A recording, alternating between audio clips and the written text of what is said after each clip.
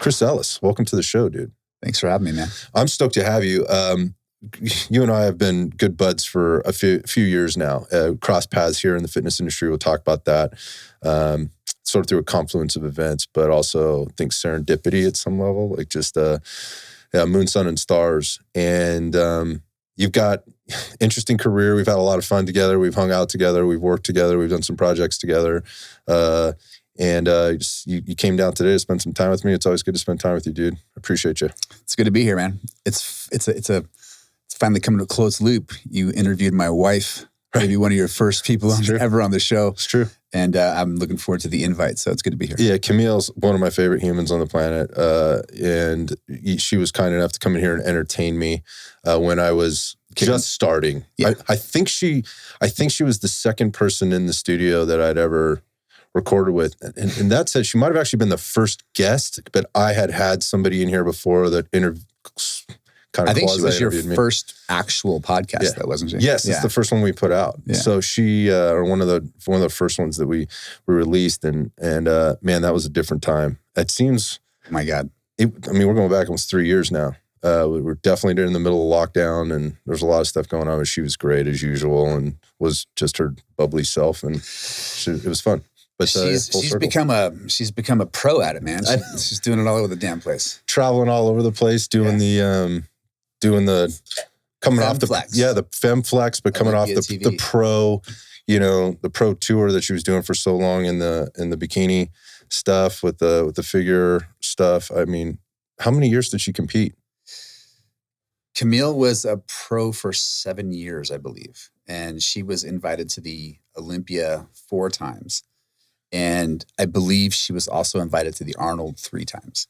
So, yeah, top 10 in the world. I think she got 7th twice. Good run. Yeah, she killed it. Good run. And part of that is just like your history in the business, right? So you have an interesting career. Maybe just if we get the Reader's Digest version of this, you've done a lot of things, man. You're always a mover and a shaker. Anytime I ever talk to anybody that knows you that I don't know or you didn't know, like we didn't connect that way. Because I met a lot of people that know Chris Ellis that have been around for a while. And they're like, what is old Chris up to these days? Like, he's making money somewhere, doing something, so maybe we just cover that real fast. It's funny. You kind of hit the nail on the head for some weird reason for me. Money has always been the driver. I didn't grow up with a lot of money. I grew up with nothing. I probably looked at people who had money as what I wanted to be. I didn't have a father. My father passed when I was 12, and I was adopted. So I didn't really have a nice collection or connection with my mom. So really what I saw was people who had wealth and people who had some sort of like family unit. And so I just wanted to strive to be more like that. So for some reason, everything that I've done has had a financial component to it. Now, I'm not saying that's good. I'm not saying that's right. And I'm not saying that has necessarily formed me into the perfect human, but it's definitely been something that's a driver for pretty much everything that I do. So, I'm in the gym business. I was a financial executive. I was in the nightclub business. I was in asset management. And then for some weird reason in my late 30s, about 37 or so, I decided I wanted to get into the best shape of my life. Mm-hmm. And that took me into the weirdest turn of my life because everything in my life was money, money, money, money. And I met a coach. The coach basically told me if I wanted to get coached, I had to do a show. I had no idea what a show was. And I agreed to it. And oddly enough, it was about 10 and a half weeks from that date. And he told me to go visit a show. So I knew exactly what I was getting myself into. And I drove to San Francisco, went to the show, saw these guys on this stage, and I freaked the fuck out. I literally I got the cold sweats. I left. I was there for like 5 minutes. What? Dude, I freaked out because I had already been on this plan now for like 4 days. Oh, gotcha. And I was supposed to go do that. And, I look in the mirror, I look like a big blob of shit, right? Mm. So I drove home. The reality sets in. The reality sets in of what I committed to. And this is an interesting dichotomy. And you'll maybe agree to this and maybe you won't, but many people will say work your ass off quietly and let your results speak for themselves. Mm-hmm. And I'm not like that. I've never been like that. And I don't agree to it. Camille and I still actually I'm not going to say we argue about this, but anything that I want to do, I generally will say it out loud to as many people as I possibly can, because that's the only way I can stay accountable. Mm-hmm. So I said I would do it. You know, I'm going to stay accountable to that, to my coach at least. So I drove home, threw every single thing that was in my kitchen that wasn't on my coach's plan into a black garbage bag, and I threw it away. So every single thing, literally like anything that was in my kitchen. So 10 weeks later. The pantry clean out, man. That's what we call it around here. Yeah. Just get that shit out of there. If it ain't going to help you, it's going to hurt you. So let's put it away. Well, now I can live with pretty much anything in the pantry and be strong. But Same. back then, no, couldn't There's do a it. lot on the line, man. You got to stand up there and not look like an idiot and not let people down. Yeah. Well, myself. That's what I mean. So, anyways, 10 weeks later, went to this show. I won the whole thing. I won the open and I also won the Masters. And then, 6 months later, my coach told me I had to go to another show. The show happened to be in Pittsburgh. It didn't happen to be a pro qualifier. I had still no idea what a pro was. I still had no idea what I was flying to. I was really green. I really had no understanding of this fitness world. I just knew that I wanted to be in better shape. So I went to the show. I won it. I became, the men's Masters national champion. Wow. And I just turned 40. So I was in the best shape. I accomplished what I wanted to do. I was in the best shape of my life. I won what was called a pro card. And then my coach. That's fast tracking it, man. Like you did that quick. Yeah, I had a nickname within the industry called the two-show pro. And because nobody did that. It was unheard of. People had been doing this for years trying to get to this. I mean, I knew you did this, but I didn't know it was that fast. Yeah, second show. Wow. It was incredible. Nobody does this. Nobody does it, no. Well, because and what people might not understand about this, there's a lot of politics that are involved in this as well. Yeah. Like it's not just showing up and being in the best shape and maybe looking the best, because that's very subjective, right? Well, bodybuilding in general is. Yes. Right? Yeah. So there's a lot of pieces to this, to building into becoming a pro. And you just basically, how did that go over in the industry? There was a lot of people that were angry. Yeah, I got some hate for it on social media. I just started my social media account, previously before that. My coach was stoked. My team was stoked. But there was a lot of people also that had some comments on there, and whatever. I didn't give a shit. But that kind of led me to exactly why we're sitting here today, mm-hmm. because my coach basically called me backstage and was like, congratulations, you're the fucking man. I got a guy, you're gonna have to call him. Got it. You know what I mean? Yeah. So I did this whole thing naturally.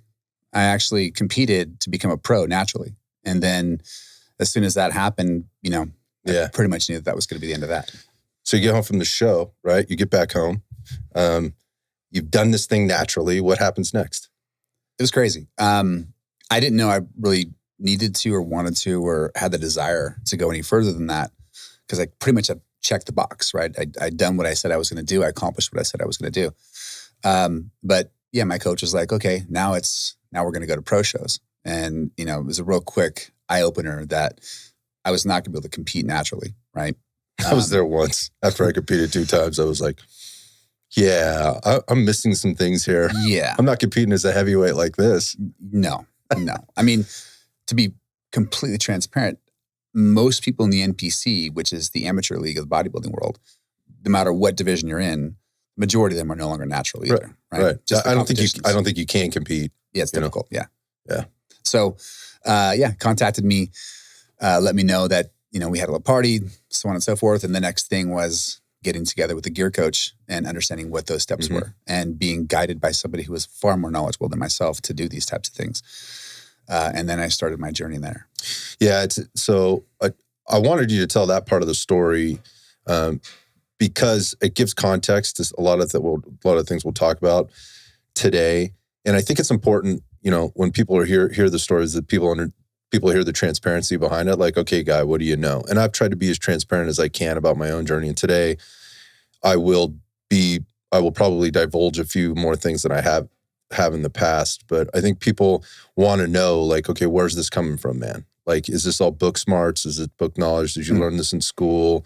Where is this coming from?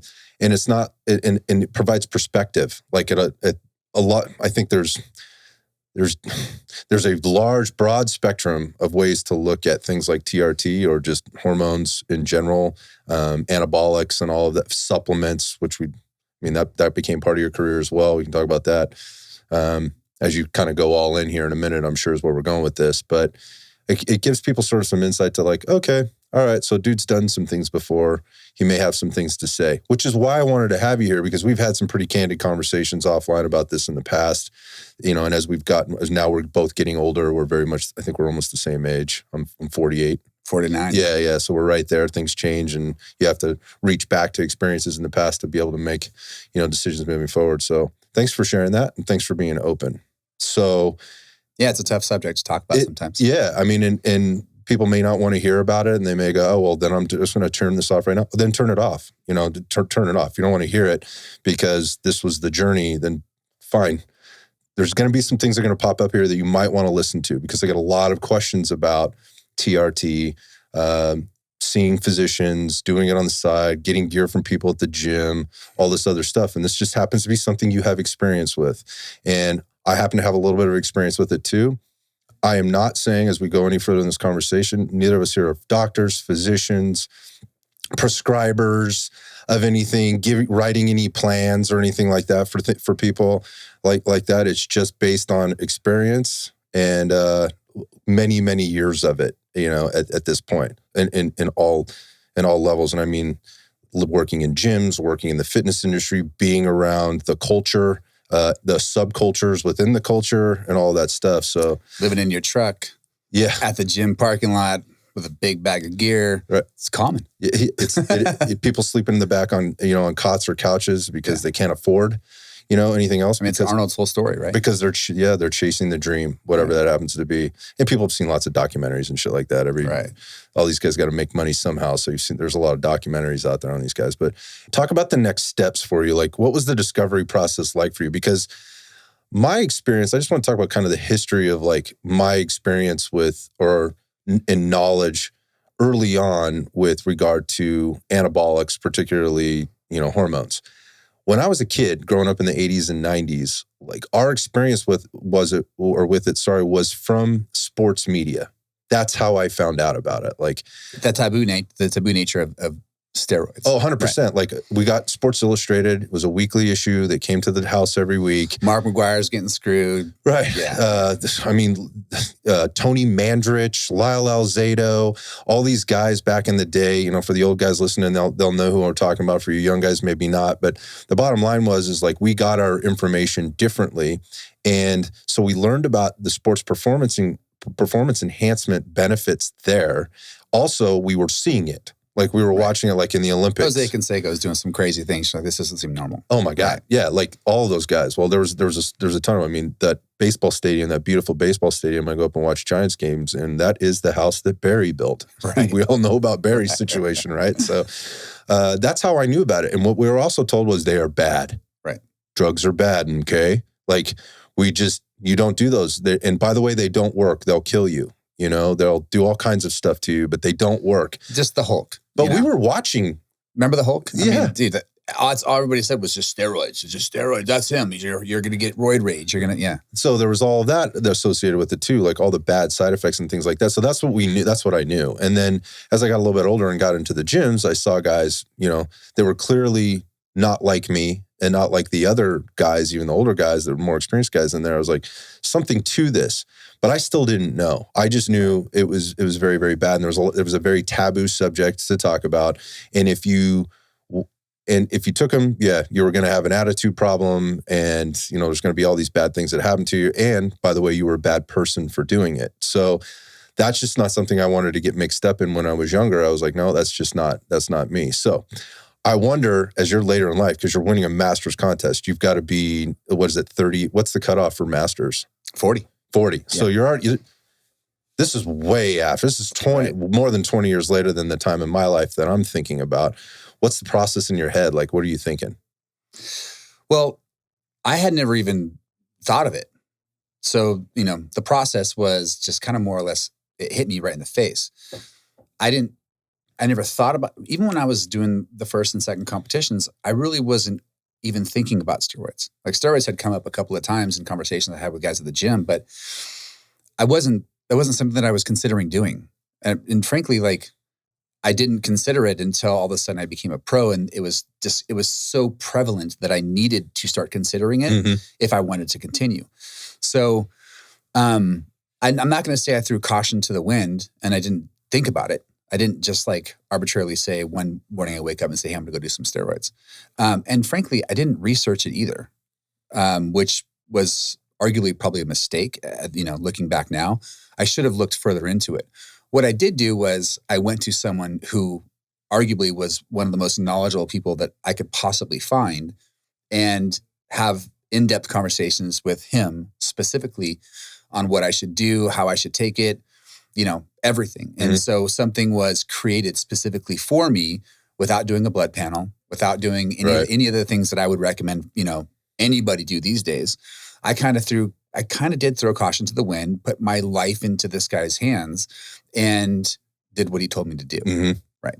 And it was pretty fucking aggressive. I think that's a pretty common tale. I've been around a lot of guys in the physique and the bodybuilding world, even the powerlifting world, or some other, type of athletic or competition.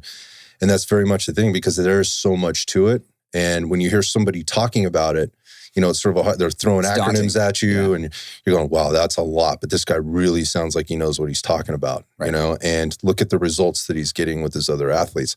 Now, that was the other thing about growing up, like, and being around this stuff.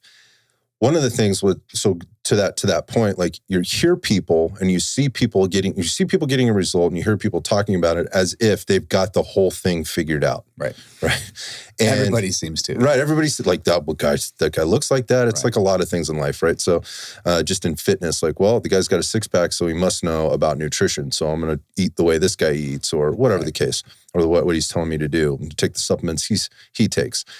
But, all of our social media is built off of that. It's totally. And before none of them are taking any of the shit that they're selling. Yeah, and it's the same as like, it was magazines before it was social media. And that's where we were, like I said, we were getting our information. So I was cross-referencing my Sports Illustrated against my Muscle and Fitness magazine and Flex magazines. And then whatever. And then bodybuilding.com came. But even before that, like where was the best resource for me to go? The guys in the gym that were already doing it. So I need to talk to these guys. And then they were turning me on to, remember the Underground Steroid Users Handbook? Like that. No. Well, you missed that because you didn't get into it until you were late in the game. Yeah, this dude came around. I believe it was Bill Phillips that wrote the thing. I want to get my hands on that. You've got to. Underground Bodybuilders. Yeah, no, so it's the Underground Steroid Users Handbook. And basically it was like all the things.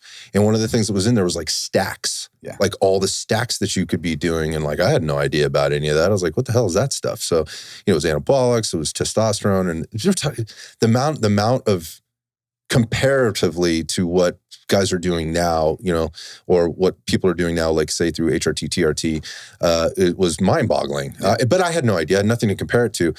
But one of the things about the gym, right, was it was like a testing ground or a proving ground for these different things, because these guys were taking enough of this stuff, and it was all these different anabolics where you could see what the result was, right? And they were very, very in tune with like, this does this to me. This makes me feel this way. This keeps me up at night. This, I retained a ton of water here. This fucked up my digestive system.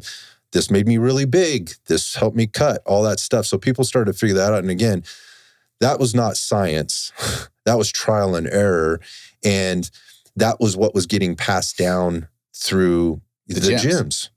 And so that's how people were doing stuff for a very, very long time, which I think plays into probably some more of the conversation we're going to have. But anyhow, yeah, so you go to the people that seem to know. And so for those people that are listening out there that are considering, we're not going to talk about bodybuilding and anabolics the entire time. I just think we're kind of setting the stage here for where we're going with the HRT conversation. But I get what it's like to be searching for answers. And sometimes you run into stuff where you're like, oh, that actually sounds really good. That's consistent with what I heard over here. And that makes sense. This must be true. And then also having something hit you in the side of the head that's like, oh, but I can get brain cancer or something, wild, and like, holy shit, that flies in the face. And then, now you're caught in the middle of this thing again. Like, where do I go for the information. So that's how it kind of started. And now you just mentioned like then bodybuilding.com came, and now you've got all these chat rooms, and now everybody's an expert. That's what I started doing. I mean, I just started going online, I was recommended X, Y, and Z, and then it was bodybuilding.com, and then it was T Nation, and then it was, all these different places. And then unfortunately you get so much information that now you have conflicting information. So now everybody who seems like they're, the smartest guy in the room now is being bashed by everybody else who says they're the smartest guy in the room. So now where are you getting your information from? What's accurate? None of it makes any sense. Now you're even more confused than you started. Right. And or overconfident. Which is neither as good. As like you have just enough information to be dangerous, as they say, which I think leads us to kind of like currently like where we are. And, when people start talking about TRT or HRT, we're talking the same thing. So testosterone replacement therapy or HRT being hormone replacement therapy, it doesn't necessarily have to be testosterone, right? HRT is hormone replacement therapy. And maybe we just call it that for what it is. Excuse me. But now we're at this point where there's a lot of guys that are our age or maybe a little younger that are coming into this going, but I've heard this is all very, very bad. And I can't really get a straight answer. And I'm not really sure I believe the guy who says he eats nothing but raw meat, right? Or organs, right? He's beet red all the time, right? He clearly is doing something else. Like, I know that doesn't feel right to me. Something doesn't smell right here. And I don't know quite where to go. It's become a taboo subject. So, you said that at the very beginning, because there's some sense of morality that goes into hormone replacement therapy. I find that very interesting. Well, women can do it for plenty of different things that they're doing, right? All the things that they're going through with aging process. And children can do it. And there's all these different applications that are apparently accepted. Okay. Yeah. But for men, for some reason, I think a lot of it has to do with ego or what men should and shouldn't be, just naturally. But unfortunately, the world that we live in, it just really isn't that way anymore. And so I think we're just far more aware of what the options are out there and the potential benefits or, the opposite of what's available out there. Yeah. And so reaching, and then there's a business to this. There's a huge business to this. So it used to be like the gearhead in the club that had the bag full of gear that he was selling to other people in the gym or the club for that matter. And now it's physicians that are on board, pharmaceutical companies that are on board. There's a lot of money at stake here. And that's a double-edged sword. So anytime somebody has something to sell, then they have something to say.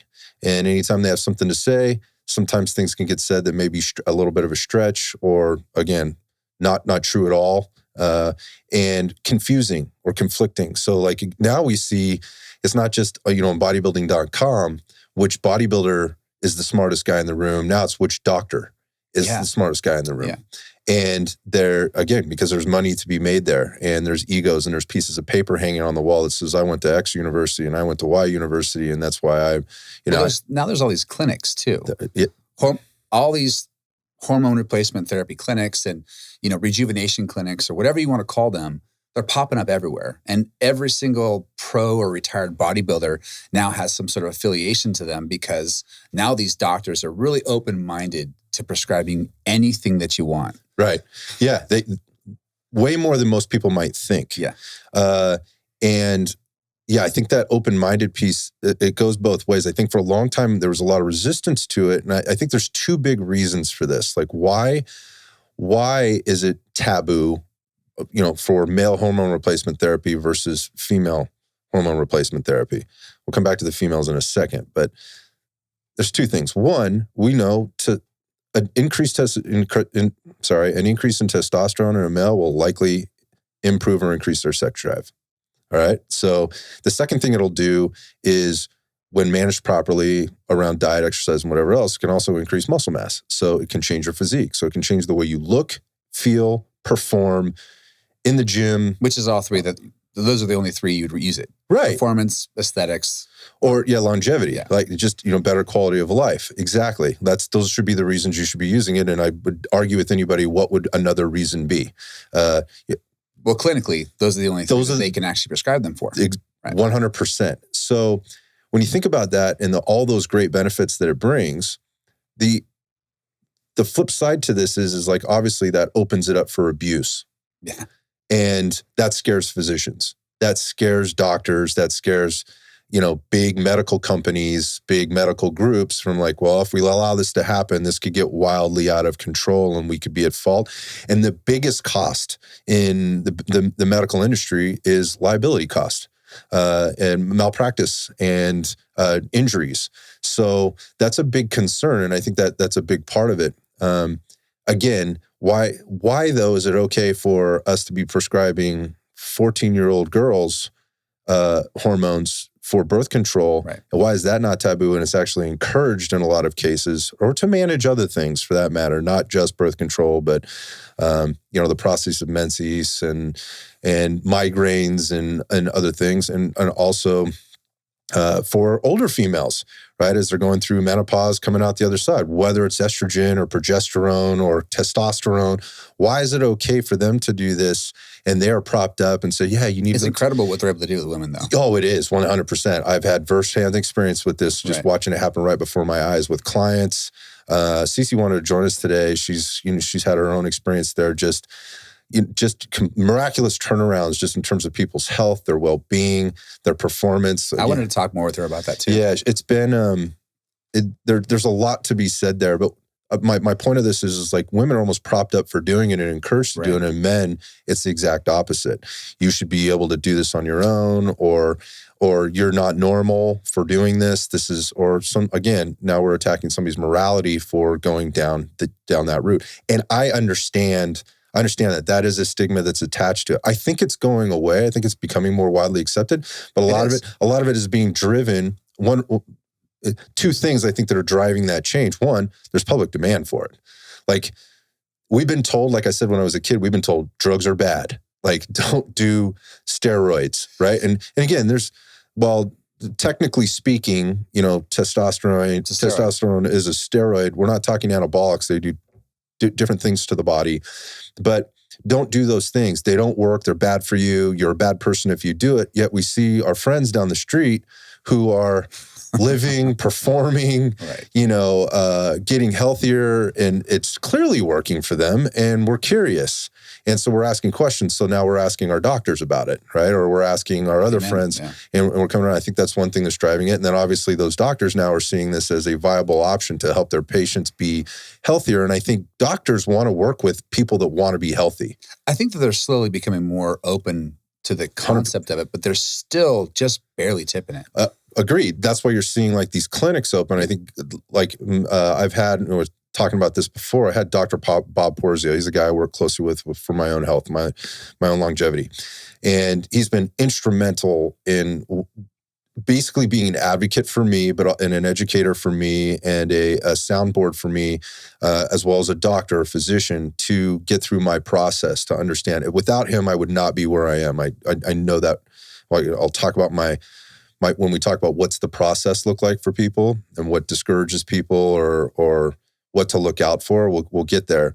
But my point to this is like he left emergency medicine because he was tired of dealing with the after effects of people not taking care of themselves. And he wanted to be, and he says this on the podcast, we go way back in the podcast feed, way back, a couple of years now.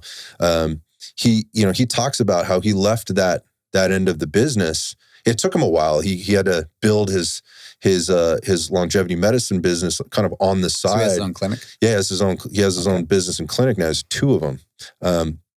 But the point of that is he goes, I'm just tired of watching people dying. I'm tired of having my hands cuffed and not being able to help people before they get to this point with things, these major metabolic disorders that are 100% preventable in almost 100% of the cases. Certainly people can be, can suffer from things that they may be more predisposed to, but there's a lot of argument. There could be a lot of argument around that. Like, well, what did you express based on your lifestyle, your diet, the stresses you're exposed to, those kind of things. The point of it is I believe doctors want to work with people that want to be helped and want to be healthier. And there's not a doctor out there that doesn't want to be propped up as the hero, the guy that did it. Like I had to talk my doctor into it for quite a while though.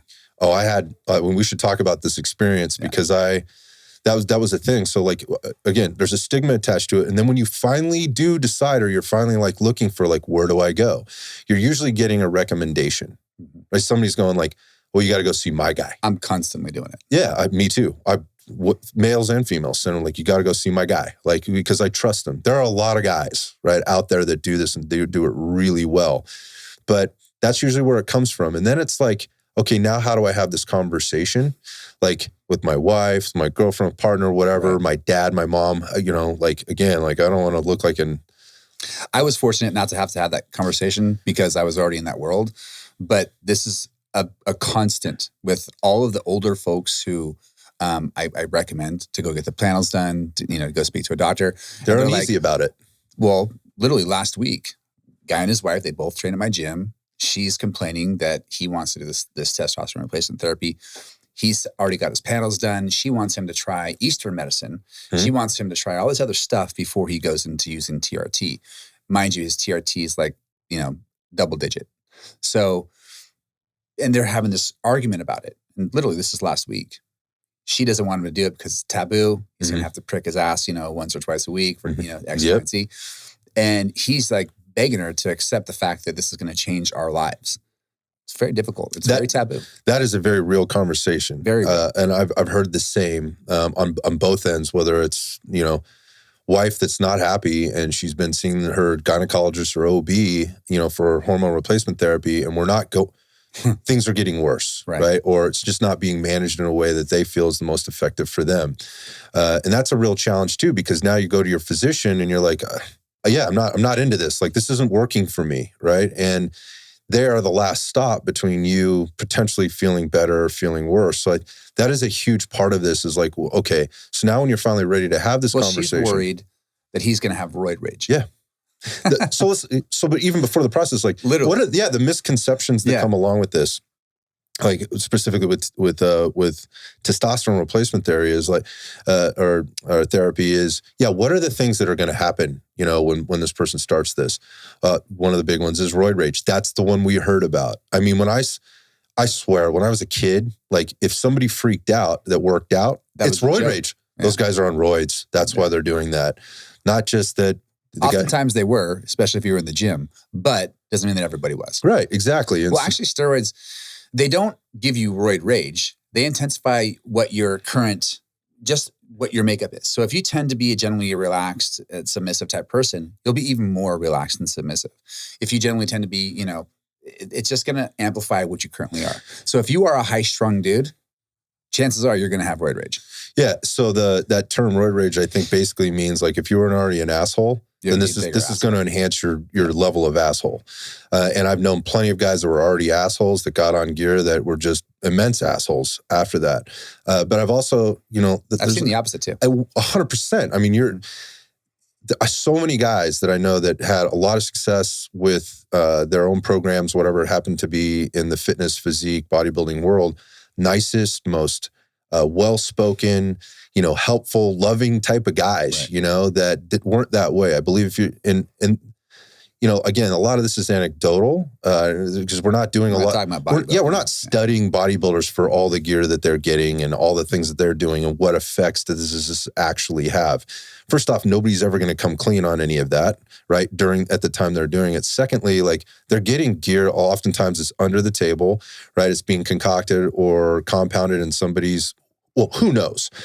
Bathtub, garage, kitchen sink, whatever it happens to be. And people are going, oh, that's a little bit of that's a little hyperbole. No, it's true. No, it isn't. It's absolutely true.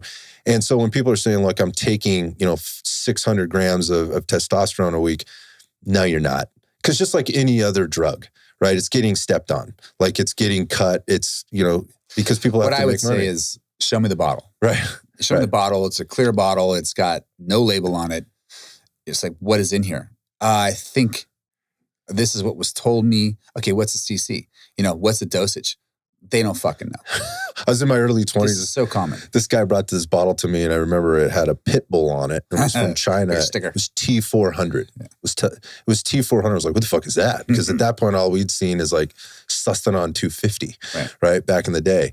For those guys that know what that is, like that was the thing, right? And so T4, fuck, if I could 400, like, yeah, let's do that. What was the efficacy of that? Probably 250, 400 must be better. Yeah, it must be Right. better. So again, like going back to like misconceptions, like when we're looking at people, like you have to take a certain amount to get a certain result. Like that's something we'll get into, but and I think the fallacies that exist there, but more specifically, what are the misnomers? What are the things like roid rage is definitely one of them. The other one is like, I've heard somebody ask me the other day, like, hey, can you get brain damage for this stuff or from taking testosterone? Testosterone in and of itself is not going to cause brain damage. If you've got other issues, other that you're predisposed to, that you're walking into your TRT with, might it amplify it? Absolutely could. We can talk about a couple of things with regard to pre-testing and managing blood panels. Cardiovascular damage. Like a lot of people are asking about the, what happens to my heart? What happens to my blood vessels when I take testosterone?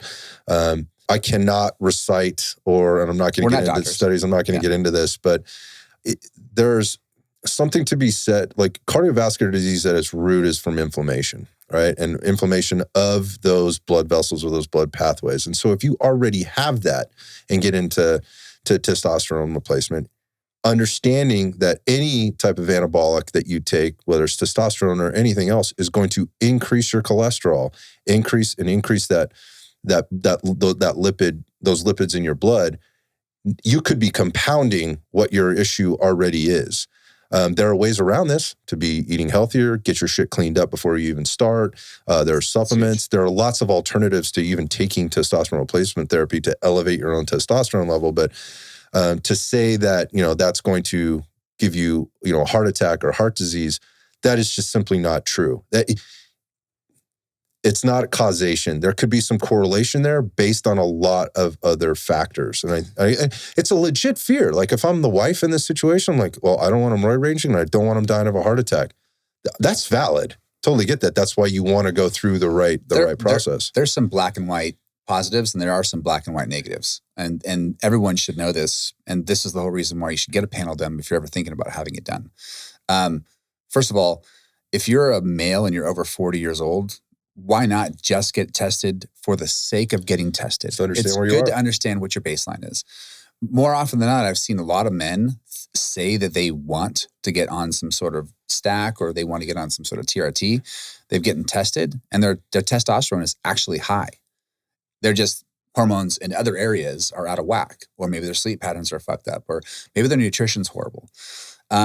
So I've seen it both ways. So there's some people that don't need it. They just need to clear out or they need to correct other parts of their lives that are fucked up. So the conversation that this husband and wife are having are legit conversations. And I think that's a conversation that a lot of men are going to try to avoid having with they're going to hide it. Their spouse, or they're going to hide it, which I've seen multiple times. Most people hide it. Yeah. So sadly, most people hide it. Now, me as an athlete, I didn't want to be on TRT. When I finished bodybuilding, I just wanted to quit bodybuilding, right? When I decided I wanted to retire, and Camille and I have been able to build successful businesses, monetize our fitness, so to speak, and come off of the stage and just go back into regular life, right? Still being a billboard, still being healthy and fit. I didn't want to have to maintain doing that anymore. Right. And this is a very difficult subject for me to say because I represent a brand. And, I'm kind of, I'm a backboard for what a lot of people want to do inside of our facilities and in our community in general. So people come to me with a lot of questions. I have to be I have to choose what I'm saying wisely with them, but I want to be as transparent as I possibly can.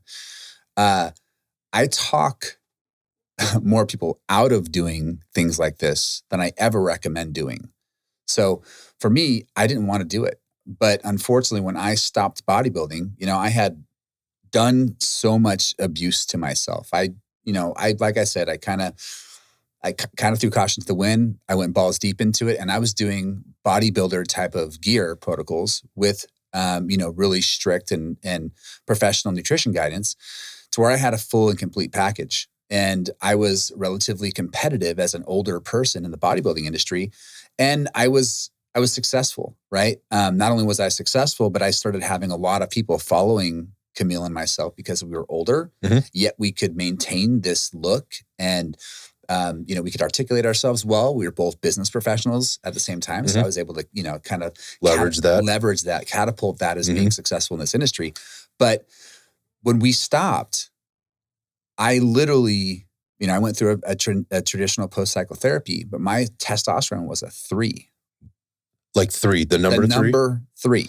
Okay, so for people listening out there, that is like, that's in the toilet. It's not just in the toilet, it's unhealthy. That is unsafe. Yeah, it's unsafe. So for a male... Do you remember what your estrogen was? Your estradiol and estrogen was? No, but I wasn't converting. So I didn't have any negative effects of estrogen. Oh, we're different that way. So I wasn't converting. So my body was not converting testosterone into estrogen. I wasn't my body wasn't improperly adjusting other hormones. I just had no test. How'd you feel? Like shit. Like, tell me about this. Like, what does like shit feel? Well, for the people that are listening out there, it's probably pretty common and a lot of guys can relate to this, but they don't know how to put their finger on what it is. So, my sleep was not, I wasn't having good sleep. So, but I was tired all the time, if that makes sense. It makes perfect sense. Yeah. My progress in the gym just hit a wall. My strength dropped to pretty much nothing. I was emotional. And the thing that triggered me to help me realize that something was wrong was I started crying during a television commercial. And I was like, I had a snap. And it was one of those Sarah McLachlan ones, the ones where they're talking about all the dogs, being slaughtered or whatever the hell. Jesus, those make me cry too, dude. But it was bad. I hear you. I was literally, I couldn't stop thinking about it. I was just, and yeah, I'm a relatively emotional guy. I like to say that I'm in tune with it's dogs though, bro. That ain't cool. It isn't cool. So I lost my shit. So I ended up going to a doctor. And I was like, listen, I think I got some problems. I told him, and then I just unloaded on my doctor, right? Mm-hmm. This is what I was doing. And like you fully disclosed. I went through it. And my doctor almost like shit his pants. Oh, I'm sure that his jaw hit his chest. Right. So I'm doing, compounds for building. I'm doing compounds for cutting. I'm doing compounds to counteract the compounds that I'm doing for building. I'm doing compounds to counteract the compounds that I'm doing for cutting. So when you're introducing steroids, you're generally going to be impacting other hormones. So if you're introducing one hormone, you're going to be negatively affecting another hormone. This is part of the reason why we do blood panels. Mm-hmm. And so we want to understand exactly where they're at, what their baselines are. So I was taking all of this stuff. And to be frank, like I got up to 260 pounds. I'm a 5'9.5" guy. That's fucking huge. I was 180 on stage. So, there was a lot of building and there was a lot of cutting. So there was a lot of compound use and a lot of abuse. So I did that pretty religiously for about 4 years. Well, coming off of that and all of my hormones going into the dump, the doctor literally was just like scratching his head. He's like, how did you get here? Right? So can I time you out for just a second? Because the one thing I want to ask you is, as shitty as you felt, you weren't getting sleep, your strength was in the toilet. What did your physique look like? Well, oddly enough, like it still looked pretty good. So this is my point. Yeah. This is my point. So like you still look like that billboard of this is what a professional bodybuilder looks like, right? It's not like... It takes years for that stuff to break down. It's like an invisible problem, to the outside world looking in, go, this dude's shredded. He's jacked, he's got all the things that I want, all that. But the reality of it is that internally... Miserable. It's a disaster, which... We people hear this like, just because this guy looks this way doesn't mean he's healthy on the inside. Right. I get a lot of that, just kind of in the space and some of the things we talk about. People want to cast stones at other folks out there going, yeah, but that guy's, doesn't have a six pack. That guy not having a six pack has nothing to do with his performance or his health. Like, in fact, having a six pack might take away from the performance of whatever it is that he's competing in or whatever he's doing at that particular time. That's my point is like, I'm a big believer. I'm sure you looked fantastic. The leaner you are, the more miserable you are. Yeah. So, all right. So case in point. So now it's like doctor says like, how the fuck did you get here? Right. And so what happened? What was the next step? So we went on a second post-cycle therapy. So he put me through. And what does that look like? Regulated. It's HCG, Clomid, Novadex, basically hormones to allow both your natural testosterone to start being stimulated in the testy, as well as your estrogen to be naturally. It's an influx of estrogen and the body's ability to naturally produce its own testosterone. Gotcha. And I think I got up to like a 90. Wow. And that was after 3 months. Wow. So in as far as numbers go, and we'll get into the numbers a little bit later. Again, I don't want to confuse people with this, but 90 is low. Still, like it's pretty low. It's still unhealthy. Yeah. You're in the low. Let's just say this is not normal range. So if there's a normal range, you're not even close. Nowhere near it. Yeah. You're not. You haven't even begun to start yet. Mm-hmm. Go a little further than that. It's understandable to have an idea of what our range is when we're talking about this. Depending on what your age is and what's healthy for you, you could be anywhere from, needing to be at 500, 600 to 1,000 or 1,300. If you're a teenager, 20 years old, you should be pushing 15 plus. Maybe, yeah. Right? So I was sub 100 and healthy for a guy in our age is probably somewhere in the 500 to 600 range. So naturally over time, our bodies just, produce less hormones, and that's okay. And that's accepted, but you shouldn't be there. And so at that particular time, we started talking about doing hormone replacement or testosterone replacement therapy. I was always under the guide of someone else, so who I thought was very knowledgeable. At this particular time, I realized I was in the guide of someone else for one specific thing, which was to be successful on a stage, but nowhere near what was healthy for me or what was important for me for longevity. It's an important distinction. It was hugely important. And that's actually something that I talk to on a daily basis to people who come to me is we first talk about internal health and what the goal is for you as a human being. How long do you want to be on this planet versus just what are your aesthetic goals for this summer when you go to Cabo. Right. So we went on this journey together for a few months and realized that my body would probably never naturally reproduce testosterone at the rate that it should for my age. And we started talking about testosterone replacement therapy. Now, I also went to a couple of other clinics and I got some second opinions. So let's talk about this for a second. So you're seeing like what would be a general practitioner, yes, to start, and then we're talking about clinics, and these are people that work Totally specifically different. In the world of let's generalize it like longevity medicine or rejuvenation, medicine, where they work specifically with clients with both HRT/TRT, other therapies that help people. Basically improve their vitality. And there's a lot of different things that go into this, from anything from, red light therapy to supplements to all kinds of different things. So this is a different type of practitioner. Yeah, this is very Western world, new culture, meeting Eastern medicines as well as it's a mashup of all things for the benefit of the client versus the benefit of big pharma. Right. So you're not caught in a silo. No, like not because at all. There's no gutters on the left and right hand side telling you this is what I can and cannot do for you. It's look, these are all the things that are out here and available for you, including growth hormone, including all these other things that are also considered taboo. But they're all available to you, and they all can be prescribed to you if the situation if it makes sense. Yeah. I mean, they're not. They're pushing it right to the point of abuse without going there. And I mean, there's Transcend. There's a handful of these companies out there that I think are actually very good companies, and I recommend them all the time. But anyways, go back to my GC or my GP. So he recommended that I get onto testosterone cypionate, 250, and he recommended 80 cc or 80 milligrams a week.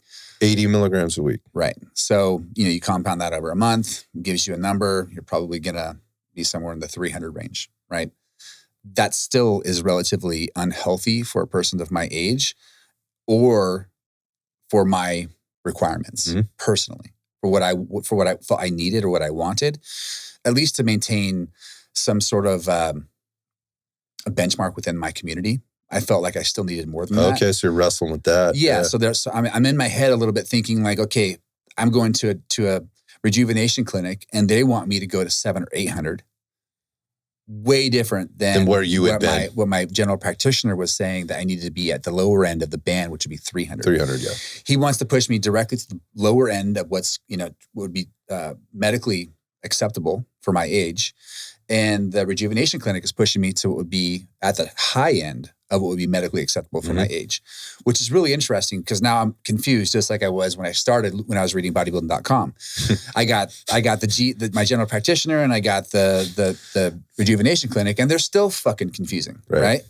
So I just took it into my own hands. And so this is a common tale as well. So I took it into my own hands because I'd already been managing this for so many years. And I'd also been a coach for a very long time for, 1,000 people on 4 continents, moving into being a coach for professional athletes. I mean, A-Rod, a lot of big names that are out there, being a coach for a lot of very, very influential people, managing not these, high-level athletes, but managing, gear protocols for hundreds of athletes, from the amateur stage all the way into the pro stage, the Olympia stage, everything else. As a coach, I could still see what works and what doesn't, right? So I'd gone through the process of clearing my body out, going through the process of talking to an actual general practitioner, going through the process of talking to, the rejuvenation clinics. And I had another rejuvenation clinic that I worked with very closely for all of my athletes that I could speak to off the record about everything. And his recommendations were really where I narrowed everything down to, which is right in the middle. Okay. All right. So I got it. Process of deduction here. So. Yeah. And then, taking these outside information source, all this information from the outside, and then taking that to someone that I truly trusted and respected. And his advice was basically meet there somewhere in the middle. And I felt comfortable with that. So that's what I started to do. Now, I've been doing this hormone replacement or testosterone replacement therapy now for arguably 5 years since I've been retired, 4.5 years. And I've felt incredible, right? It's literally changed my life. It's great. Now, I tried coming off of it before just because I didn't want to go through the process. Yep. And once again, sure as shit, everything fell. Just drops. Everything dropped out. The entire floor of my world dropped out. Got super emotional. Right back to square one. Eating, like my gut health was horrible. Everything was horrible. My sight. Oh, the vision thing. Yeah. My sight went to shit. Yep. It was crazy how quickly it happened. I ended up having to get LASIK. And, hop back on the TRT as well. But, it just really affected all of my world. So I feel as though I've been in this long enough. I've experimented and been guided by professionals long enough to have been able to speak about this relatively intelligently and guide a lot of people in our community to where I think is the proper way to go, and feel confident in saying that. Yeah, based on their needs, their experience, kind of what's going on in their relationship, what the challenges are. And a lot of times it's talking them out of it, right? I'd probably say more than half of the time, my conversations around testosterone replacement or just steroids or performance-enhancing drugs, we'll call it. More often than not, the conversation is, you need to stay away from it. You're not that age yet. You haven't exhausted all of your body's potential where you currently are before you catapult or you graduate to that next. You haven't done half of the work yet. I haven't seen you. I haven't seen you get on a nutrition protocol and actually follow through. I haven't seen you do any of that. I haven't seen you do 3 or 4 years of that. I haven't seen you train 5-6 days a week. Where's your double days? Where are you putting the work in? You don't need the crutch. You haven't done, and you're 24 years old. You haven't done the work. You haven't done any of the work, right? So I didn't incorporate any of that stuff until I'd already been training 7 days a week, doing double days, if not triple days, years worth of dieting and nutrition protocols. Like I didn't do any of it until, I basically squeezed every drop of water out of that rock that I could. And then I graduated. Thank you for sharing that story and being honest and open about it. I know a little bit about it, but you just filled in a lot of gaps that I wasn't aware of. That again, I think there's a certain part of the group that listens to this podcast that are going to understand that or know somebody that's been through that or has questions or, maybe didn't go through the pro ranks of, bodybuilding or whatever, but they've done a lot of what you just mentioned.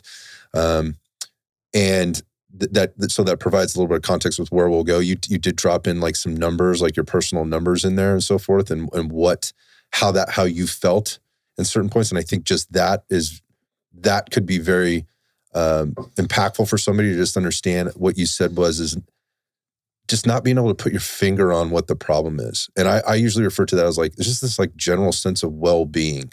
And that is very obviously subjective, but you know it when you feel it and you know it when you don't feel it. And unless you've been there to know it, you never know how like we said this on the show before, and it's like so many people just don't understand what healthy feels like. Right. Again, it's very subjective, but if you have no litmus there, like it's really, really, it's tough to go there. You know, I think this is probably one of the most important things in this discussion. And so, you know, I own a gym, a large gym, successful gym with thousands of members. And there's a lot of older people that come into our gym. And I have a lot of men asking me, do you have anything that can help me build muscle? Or do you have any testosterone boosters? You know, there's this common thread with men, all men. Let's just throw that out there. All men are asking it. But a lot of older men are coming to me and asking me these questions. And they see me in the gym and I generally look like I'm in pretty fucking good shape for being 50, right? Sure. And they're asking me what my secret is, right? And I have other guys that come up to me and ask me what my stack is. And I'm just like, dude, fuck off. You know, like, first of all, you don't know me. You don't get to ask me that question, for one. For two, you have no fucking clue what I'm doing. Like, so you outside of anything that may be going in your system. Yeah. You have no idea what my nutrition is. You have no idea what my diet is. You don't have no idea what my sleep is. You know, you have no idea what so my discussions with these guys who come to me regularly, a lot. I mean, this is a weekly thing.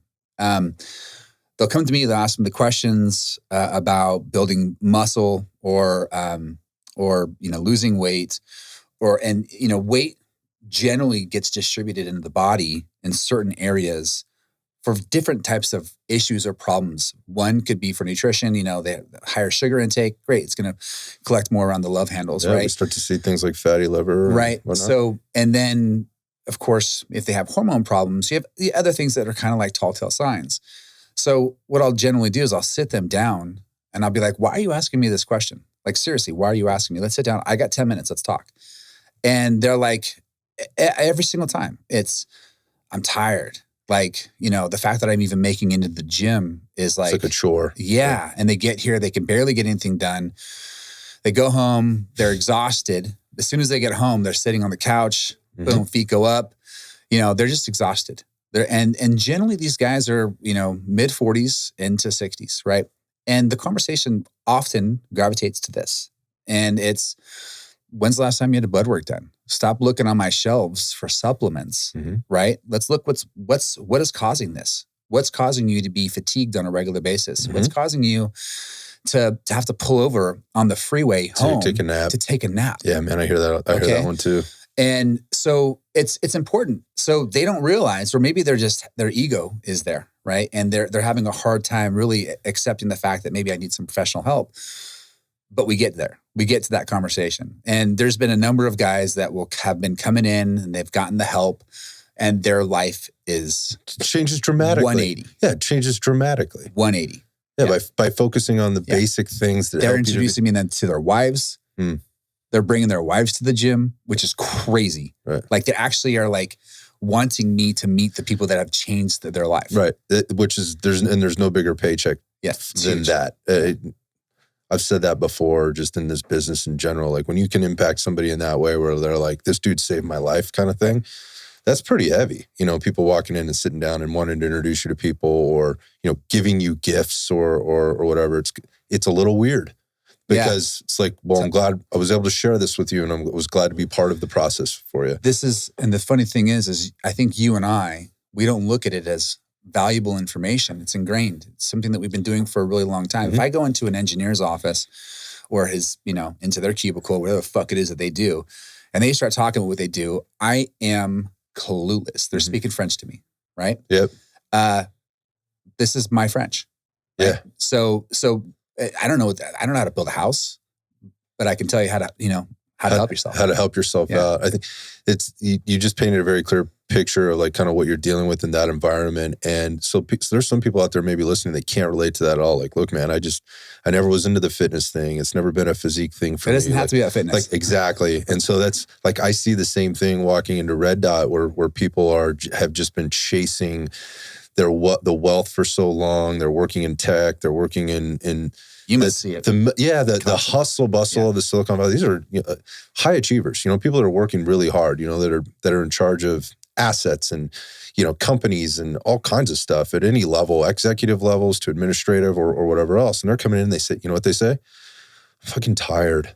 Like I don't sleep very well. Like I feel weak. I have to pull over on the freeway, to take a nap, How's a relationship with their spouse? It starts to go there. And this is, people listen might go, that's fucking weird. It isn't, because when they start to divulge this information, and all I have to do is ask about 3 more questions before I start getting to so tell me about your sex life. Oh man, and the head just dips. Yeah. Right. That's huge. And, and I've actually seen my doctor about depression, and I'm currently on medication for this, and it starts. Yeah. And then my head dips. Yeah. It's just like, God, because it doesn't have to be like that. And again, going back to the people just don't understand what healthy feels like. And so they're going back to the speaking English versus speaking French, in the cubicle versus in the gym. I get that. I do get that. And so I get a lot of questions. People reach out to me, whether they DM me or they see me at events or whatever else. And we start getting into this line of questioning. Well, I heard about this or I heard about that. Man, I got about 75 other questions for you before I can start, giving you what I would feel would be informed information, because I need to be informed.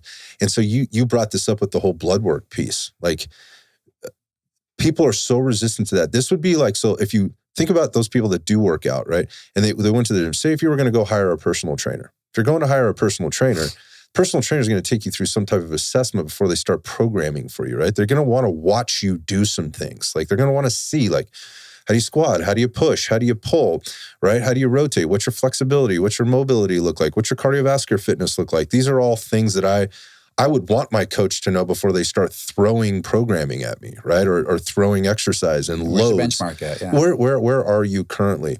It would be the same, if you took your car to the shop, right? You took your car. Get a diagnostic. Yeah, you're going to get some type of diagnostic. I heard this little ticking in my motor.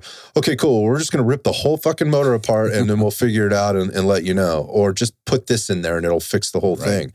People would be more apt to getting the $5.99, fluid where they just twist the cap off and dump it into their motor if they thought it was going to work, because it's a convenience thing and it's like an instant fix. If you're approaching your health and fitness with that kind of an attitude, that is a really rough place to start. And so it's like same as if I was going to ask somebody to somebody asked me, like, what's the foods I should eat? I don't know. What are you doing now? I need you to track for a few days. Oh, I don't want to do it, man. Like, dude, that's incredible. Yeah.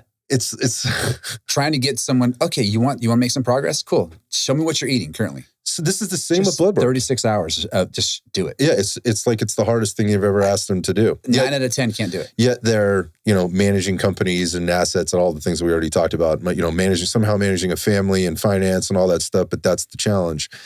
So with the blood panel. The blood panel is so important because it gives you that benchmark. At least tells you where you are now.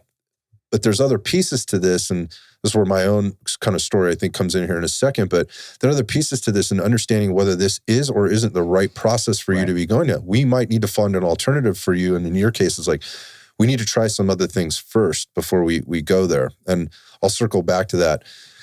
People have asked me about my story and my experience.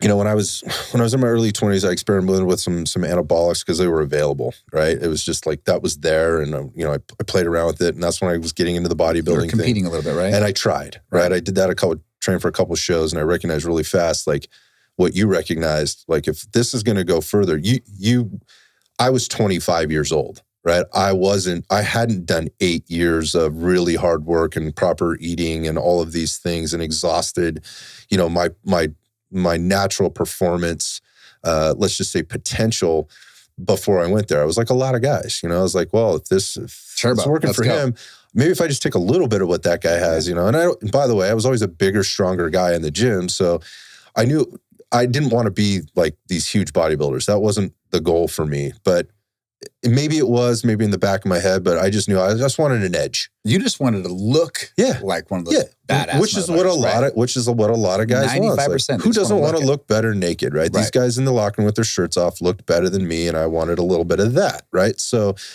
I experimented a little bit, and I recognized real fast and there were things that I noticed, like, man, I'm fucking bloated as hell. Like, my digestion isn't working. Like, I'd be constipated sometimes. Like, and, my joints would hurt. There was shit going on there. I was like, fuck, this isn't good. Like, I already recognized at that point, like, okay, yes, I got fucking pissed strong. So you're smarter than a lot of the guys, because a lot of the guys just ignore those symptoms. They don't care. They're willing to take it all. For real. You're smarter than a lot of them. Like, you obviously don't have an addictive personality. No. Right. No, I don't. No, I definitely. Most guys who gravitate towards this stuff. There's a lot of A-type addictive personalities. And I saw that, and I also saw where they were going. And then I was hearing about, because now I'm in the circle. Now I'm hearing the truth about what's going on. Not understanding all of the truths, but understanding, like, this is what's really going on behind the scenes. Now that everybody knows that I'm doing it, they can talk freely about it. Yeah, like, well, now you're, like, if I'm busted, you're busted. So, if it gets out, then I know where it came from, and we don't do that around here. Snitches get stitches, that kind of thing. So, like, now I was starting to hear things, and that's when I recognized, like, no, I'm not doing that. So my life changes actually pretty dramatically at that point from a fitness perspective, and I go, this is not something I'm going to do. So go back to your 260. I was carrying around 265, 275. Way too big, right, for my frame, and just like, it was not healthy. Like, my clothes didn't fit. My shirts looked like a tent. It sucked. I was trying to pound in like 8,000 calories a day, trying to get bigger, because if I'm going to compete, I have to be bigger. And I realized how unhealthy I was I was out on a hike one day, which I like to do.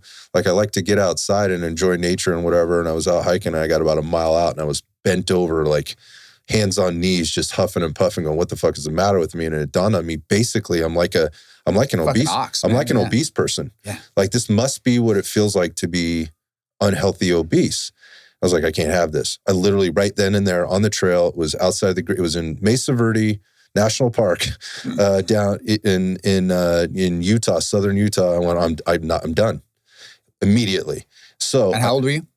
20s. Oh no, I was 26 years old then. So 27. And that's young enough to come off and naturally just pop back into normal. So, but at the same time, like, I don't want anything to do with this anymore. So I got into, it's like, I'm switching this over. I need to take better care of myself, and I need to take some weight off. So I got into the endurance training stuff. So I started doing, it's like I got back on the bicycle, which I'd enjoyed as a kid, started doing that more, mountain biking, road cycling, whatever, and ultimately got into triathlon, some off-road adventure racing, mountain bike racing, things like that. And I was pulling the weight off slowly over years. Right. And ultimately started trying to, get pretty competitive. The career was taking off. So I was moving around the country a little bit, or around the state, flying around the country. I was now a dad, so timing of how much time I could spend doing things was differently. My nutrition changed a little bit, but I was keeping it together. And just active as hell. Long story short, I was very active and I was very fit. This is the difference, though. Everybody that we're talking about that's listening to here, that's probably queuing into what we're talking about, they're probably not active. I think this is a huge part of it. It's huge. So as I came through this, and from a career perspective, there came a point where I was like, okay, now I started my own business. So stresses in life changed dramatically. There was a couple of year period there where I was trying to phase out of the corporation I was working for. It was very stressful. I was traveling. I never saw my family. They didn't see me. It was a dark time. I'll just say that. There was too much drinking in there. I was going really hard on the weekends. And you were still in the fitness industry. I was still in the fitness industry and still look good, good, or whatever. But, from the outside, but on the inside, things were up. Then a divorce happens, right? And the stresses just compounded by like 100x, right? And things start going on there. And I run into a time where I'm like, something's not right. And you hit the nail on the head. Like, I don't feel very good. I am not recovering. My strength's in the shitter. No matter how hard I train, I can't lose the body fat, this extra body fat I put on. I know a little bit about nutrition, right, at this point, and I'm doing that, and I'm suffering. Like, I feel hungry, but I don't want to eat. And there were some other things that started to manifest, and that was I started to be very, very sensitive to hot and cold, and my body. I had some body temperature issues. And so immediately what came to mind for me was thyroid issues. and it scared me. And I had not had blood work done at all, ever, outside of like your basic stuff that you go through, you know, and this led me down the path of like, I need to go see somebody to help me. I went to an endocrinologist. This, for the people that don't know, those are the people. The endocrine system is is all the things in your brain and your kidneys, your liver, like your pancreas, all of those things, and how all those hormones work, and your pituitary and all that stuff. I was like, my thyroid. So I was like, I think I have a thyroid. So I was self-diagnosing. So I went and say, hey, I want to run some tests. This is what my symptoms have been. I was getting hives, like inexplicably. And I'd never been allergic to any food or anything like that ever in my life. So anyway, that was one of the first things I did. They start running allergy tests, right? They do a blood panel. And one of the things I wanted tested was my testosterone. And so... But did they include that? They did. Okay. It was a free testosterone test. That's what they, or total testosterone test is what they ran. Okay. They ran a TSH test. They didn't run any of the rest of the thyroid panel. And he was convinced at the end of the day, I must be allergic to something, and that my body was responding to something that might be in one of the quote unquote supplements that I was taking. This is what he said. There's got to be something in your supplements. So when the testosterone test came back and the thyroid test came back, first off, I was told you're normal. So I wasn't flagging on anything. However, I can't remember, this is going back 10 years now, a little bit less than 10 years. I cannot remember at the time, and this is what the number was, right. But it was down there near I think it was 137. It was 135, 137. And that wasn't flagged? No. It was basically at the very bottom end of normal. And so on that note, I had a blood test done a few months prior to the one that I had with my GC. And I requested as well for the testosterone to be on it, right? So I had to pay a little extra money for the testosterone to be on it. And the testosterone was really low. I think it was sub 2 digits or so. Mm-hmm. And they wouldn't look at it or discuss it because that wasn't the reason why the panel was originally pulled. Mm-hmm. So when you're saying it wasn't flagged, that's probably because it wasn't the reason that you were in there. So therefore, they're not going to speak to it, right? Correct. Even though you were looking for answers, this is oftentimes the reason why when you go into a general practitioner, that they're not addressing the problems is because they're not looking at all of the factors. They're only looking at the one that they're trying to rule out. Great point, because this conversation with him that I had actually got chippy, right? Because I was like, hold on a second. This is how my conversation with mine as well. Yeah, I go, hold on a second. I know that says normal. Look at who you're talking to right now. Look at me. I'm not 90. Right? This is what I do. This is what I've done. He didn't really want to get into any of that. I think he was convinced, this was my impression, he was convinced I was doing things I wasn't telling him about. And this comes up later. This comes up later as well. So he says, I'm going to have you take an allergy test. I got the 100 pinpricks in the back of my back to see if I was allergic to anything. Nothing turns up. The thyroid thing wasn't an issue. Again, I was having these hives because I know you're normal on the thyroid thing. And I'm PSA, everything's fine too. All of that's coming. Again, it's not flagging, right? It's we're at high and low ends. One of the things that was quote unquote high, but not flagging over was my estradiol. Yeah. And he didn't want to have that discussion. That's why he's thinking it. Estrogen's high, testosterone's low. You're implementing something. I'm probably exogenously. That's where he came back with, you're taking something in your supplements that's impacting you this way. And it could have been true because back then, all those supplement companies, they all had steroids in them. And, some of those guys are in jail now, right? Because they weren't telling people that there were steroids in there. All these 5-alpha hydroxy shits and whatnot, they were all steroids. In general, I would agree with you, and I would have accepted this. However, at that particular time, I was You weren't doing anything.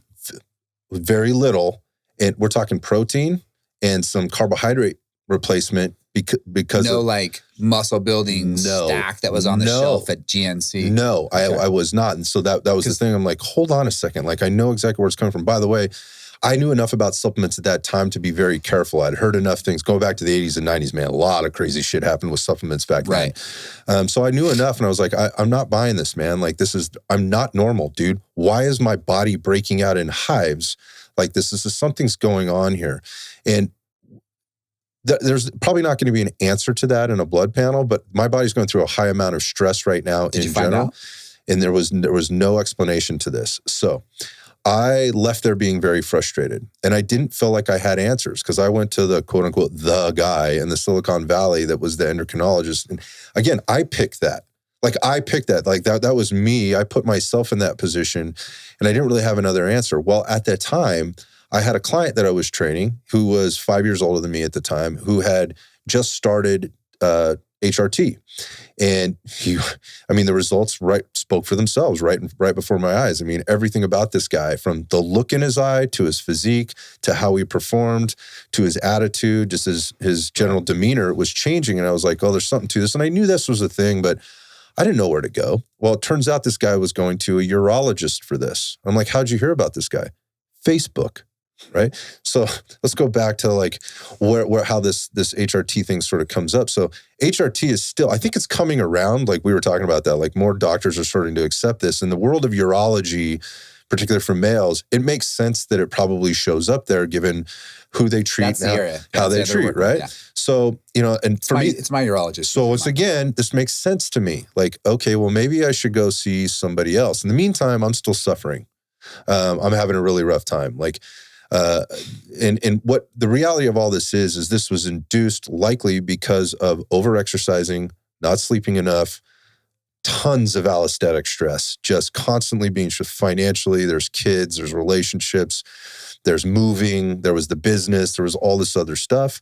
And, my nutrition at that point was not adjusted appropriately. I was still like very high protein, very low carbohydrate, or high carbohydrate, very low fat, when I probably should have been eating more fat. Going back to where my hormones were, whenever I probably should have adjusted this. I wasn't aware at the time. Right. But I end up in this urologist's office. And in order to do that, I had to blood test first. So I was like, okay, we're on the right track. Right. So provide me what you already have, right? And go get these other blood tests. So I show up and we go through the thing. He goes, well, your testosterone is definitely flagging on the low end. So this goes back to what you were saying about how these conversations can go. It was very different. It's like, well, yeah, that's not my specialty. That's not why you're here. Yeah, but this is low, right? And this is what I've been doing, and this is how I help people. And this is what the process looks like. So so the next thing is like, yeah, that estrogen to that testosterone number, that's not cool. That's probably why you feel the way you feel. Now, I want to go back to the other conversation I had with the endocrinologist. He asked me, what else are you doing? Right. I've already filled out the intake form, whatever. I'm like, man, nothing. Like I've been struggling here. Here's the supplements that I take. So there's a cop pulling the drunk driver over. That's it. Like he's nothing. Like, what are you doing? He goes, man, I need you to be honest with me. I'm like, bro, I'm 100%. Like this is what's going on. Like I'm here because I need your help. I'm not getting testosterone. Clearly, if you look at that panel, I'm not getting testosterone from 3 other doctors, right? And just looking for you to come over the top so I can be doing 3 doses of HRT a week. Like this, that's not it. So it already got caught up, sort of started off on a weird foot, but he's like, okay, so here's the process. And I want people to listen to this because this has not gone away. And I'm going to start out by saying one of the biggest problems with doctors that are doing this, and if you talk to the ones that strictly do this and been doing this for a long time, is the underdosing of testosterone when they're putting people on. And I will come back to how this manifests, or how this worked out for me. So the way it was explained, and a lot of doctors still follow this pattern, is, look, man, so what we're going to do is we're going to put you on a cream. We're going to put you on a gel or a cream. I had a patch initially. Yeah, or a patch. They wanted to do a pellet first. I didn't want to do the pellet, so I chose the patch, and then the last thing was the Cypionate. So his thing was like, we're going to go on we're going to do the gels, and then we're going to move to pellets. Your alternative could be pellets, but we'll see how this works. So here's the problem with the gels and the creams. They are notably generally not very effective. And I want to be really careful in terms of speaking in generalizations when we're talking about this kind of stuff. But most people will not argue, most doctors that work in this will not argue this. And that is that the gels are generally not that effective for most men. For whatever the reasons are, they generally work better for females. But still, and a lot of that has to do likely with the fact that the dosages in there are very, very low. You're supposed to also put them in a certain spot in the body and like all this. yeah, there's too many variables. There's a lot of challenges with this, right? Like, so first, like if you put that cream on, right, you have to do it. You take a shower, right? You get clean. The area needs to be clean. You put it on, you rub it on. Then you have to wait for it to dry. You can touch it. Yeah. You can't touch it. If you have little kids, right? And you have that on you. You can't have them on your lap. Like if you're putting it on your thighs, which is a popular place to put it, right? Can't have them on your lap. If you have contact with your partner, before it's dry or even after it's dry, that could be an issue, right? Like you could be transferring this stuff. So there was a lot of things to that I was not really cool with, but I'm like, whatever the process is, man, I need to feel better. So I took this stuff. So you take another blood test. Where are we now, right? Did it move? So you take another blood test a week later, right? Guess what happened? It moved. It went backwards. My test number went backwards. And effectively what this is think about this. What's that? Stalled your naturals even further. Yes. So people going back to the question of, if I take testosterone, right, will it suppress my natural production of testosterone? You should expect this. But keep in mind, I was at 137. Again, the numbers don't matter, guys. If you need testosterone replacement therapy, then you shouldn't worry about it stalling your naturals because your naturals don't make a difference anymore. Correct. You're trying to correct that. Correct. And that's why getting blood panels is very important. So if you're at an age where it's medically advisable to take testosterone, then from that point forward, then you don't need to worry about your natural test anymore. Correct. So, and this is what people need to understand when they hear like, will it do this? Yes, it can, and it likely will. But if you're already in this situation, that's not a factor for you. You need to be pushing it. So think about this. So basically, it was just enough of a dose for my body to go, oh, so I don't even have to make as much as I'm making now, which is nothing. So it just suppressed it, right? Obviously, that's a problem. So I'm very disappointed. I'm very frustrated, right? But by the way, I've got to go take blood tests. I have to wait for the panels to come back. Meanwhile, it's a week later before I get the blood panel back. Confused and upset. And I'm still rubbing the same amount on. And what's the answer? Now I have to go back to the doctor's office. Why am I going back to the doctor's office? Because they make money when I walk through the door. Every time I walk through the door, they make money. They tap my insurance. I pay them a copay. They tap my insurance company. So then I'm told, okay, well, the next step is this is an easy fix. We'll just give you more. So we're going to up the dosage of the cream that already isn't being effective. Yeah. So I up the dosage. So same process again. Go do that. Go back a week. You go in for another blood test. I'm like a human pincushion at this point, which I was trying to avoid, right? Like what are we? I didn't want to do that. Like the pellets sounded really good to me going back to that part. Like, oh, we haven't even talked about needles. Like, good, because I don't really want to do that. I'll come back to that. But you can imagine what happened. So this time, yes, the testosterone level picked up and it went back a little bit above, a few points above where I had originally started. So remember, I moved backwards. Right. Now I'm just getting slather and cream on all day long. And yeah. So while that's happening, guess what's happening to my estrogen? Spiking. It's going through the roof. Right. Like it like doubled in a month's time.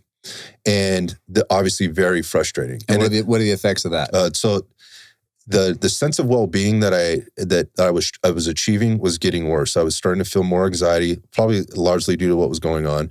My nipples were sore, particularly on my left side, and I made that very apparent to him. Like, dude, I'm getting sensitive here. I was already stressed out, and that didn't help. So going back to what testosterone or anabolics could do to an already asshole, I was already really stressed out, and I could feel myself just getting that much more stressed out and that much more emotional about shit. Not like roid rage emotional, but like upset with things, like whatever that happened to be. Like being it naturally spikes cortisol as well. So yeah, your stress, you're compounding your stress. And by the way, there are health implications here. Like you know, having too much estrogen is, and that's relative, but having too much estrogen is way more unhealthy than having too much testosterone. In both males and females, by the way, like when you start to really break it down, I'll leave it at that. But that was an issue. So obviously now I've been going through this process and I've been very challenged by it. And now, so the next thing is. And how old are you, man? At this point, I'm 38. I think I'm 38 at this point, 39. And so it's been kind of like... Really quick though. Yeah. So 39 seems to be relatively young to be thinking about testosterone replacement therapy. When we're having this discussion amongst a taboo situation, the reality of it is I probably had a low testosterone way before 39. You just didn't know. I was 34, 33 and already started feeling that way. So 100%. a lot of guys, like, they're trying to, throw darts, blindly at a wall and try to figure out what the fuck it is. The reality of it is get a blood panel done, because you'll find out really, really quickly if you have low testosterone or if you're moving in the direction of low testosterone. Right. And there are other markers there to be paying attention to, again, from a health perspective. So, which again, we won't get too deep into the blood panels, but there's a lot of things that are being looked at here. And we'll come back here when I change my situation. But so now I go back, and now the option going back was pellets. And so for those of people that are still curious about or don't understand what pellets are, effectively think about this. It's basically about the size of a grain of rice, dry rice. It gets implanted under the skin, oftentimes near your glutes or in your hip area. And depending on how many pellets or what we're trying to chase in terms of number, what you and your doctor work out, those things have different dosages. And time release. Yeah, and it's time released. So it goes in under the skin and it releases testosterone over time. And people will go back as often as 3 to every 6 months. So my process was going to be, we're going to do this and we're going to do it. You'll come back in 3 months. So whatever the case was at this point, I believe like I was getting like 3 pellets or something like that, which, at the time I believe, I want to say, I don't know what the calculation was there, but it's like 80 to 100 megs a pellet or something like that. That gets released over time. So that's 306 or 240 to 300 milligrams or something like that. That's being released. It might have been 3 or 4 pellets, but it's hard to make that calculation because it's time release. Now here's the thing with that time release. You cannot control the release. You cannot control the dosage. Correct. And once it's in there, it's in there. It cannot be adjusted after that. So what I hear all the time is people were spiking. So what happened, it was releasing quickly, spiking, and then it would drop dramatically, and they had to wait 3 months before they could get reissued. And 10 days in, yeah, I was like, oh, fuck, thank God. I feel fantastic, right? I dealt with a little soreness because of the implants and whatever as I went in there. As they make a little incision, they put it in there. My body doesn't generally deal very well with like even like splinters and things like that. Like it freaks the fuck out. It always has. I've always had bad reactions to skin things. So I was a little uncomfortable. It didn't take me out of my game, but about 10 days in, I was like, oh, this is fucking great. A month in, I was like, oh, this is good. I'm starting to feel consistently good. Right. And then what you just mentioned happened. All of a sudden, things started going back the other way, and probably worse. Yes, and so this is in my history. It's always worse. It in my case it was. Okay. So as I went through this process, now I'm into it about a month. I get through like 2 months in. You're getting towards your 3rd month, which is again what my timeline was. It's about time to get blood work done. So I go in and get my blood work, and I have to wait out my time. What am I feeling? I'm not feeling the same way I was, say, in the first 6 weeks. Yeah. I'm definitely on the backside of this. My nipples are sore. My left one particularly. I'm feeling a little lethargic. I'm feeling a little tired. So I have the blood work done. I go in for my follow-up appointment where I'm expecting to get more pellets, which was going to be the protocol. The doc comes in. This was interesting the way he had this set up. Like you didn't actually get to see your blood panel till the day of the appointment. So I think he didn't? No, he saw it. Okay, gotcha. But in the portal, like in the online portal, this is how this was. Doesn't make it available to you till then. It wasn't available till the day of. Likely for a lot of reasons. You can speculate on that. I don't want to. But so I walk in and I'm literally sitting in the lobby and I'm pulling up my shit and I'm looking at it and I'm going, all right, my test is up like 150 points, which again, it was way down at like 130, 140. That's still pretty low, right? At that point, like 2 months in, it was probably more like 10 weeks in from the 3 months. So again, timeline being, I went 2 months, about 2 weeks before my appointment, I had the blood work done, enough time for them to get the blood work and have it ready for my appointment. And I look at it and I look at that estrogen number again. And I'm going, holy shit, this thing is wild. It's like wildly out of control. It just keeps climbing. It's only gone up since the first day I walked into this guy's office. And so anyway, we start having the conversation And he goes, so you're up, but it's not quite up as far as we want it to be. And I'm like, dude, but what about this number? The estrogen number, right, bro? Like what? Like this is a problem. Like here's what I'm feeling. And I knew enough, like if your body's aromatizing, so that is your body is converting the testosterone into estrogen. That's how this works, right? That is how the body, and people metabolize testosterone at a different level, right? So those people listening out there, your experience might be very different than your buddy's experience. And so the way my body was metabolizing, it's also not something to be scared of. It just is what it is. Yeah. It just is what it is. It needs to be managed. So I'm going, what about this, man? Like this is a problem. And so he goes, well, maybe if we just up the testosterone number, it'll start to balance itself out. Which is not up the test to balance out the estrogen. Because again, this is all a fine balance in what you should be. But nothing to combat the estrogen. Nothing. 3 months. Okay, so this time I get like 6 pellets, right? 2 weeks. 2 weeks, I'm feeling like a fucking animal. Like, I'm like, oh my God, everything's working right. Like, I feel really good. I'm like, finally, we must be over this.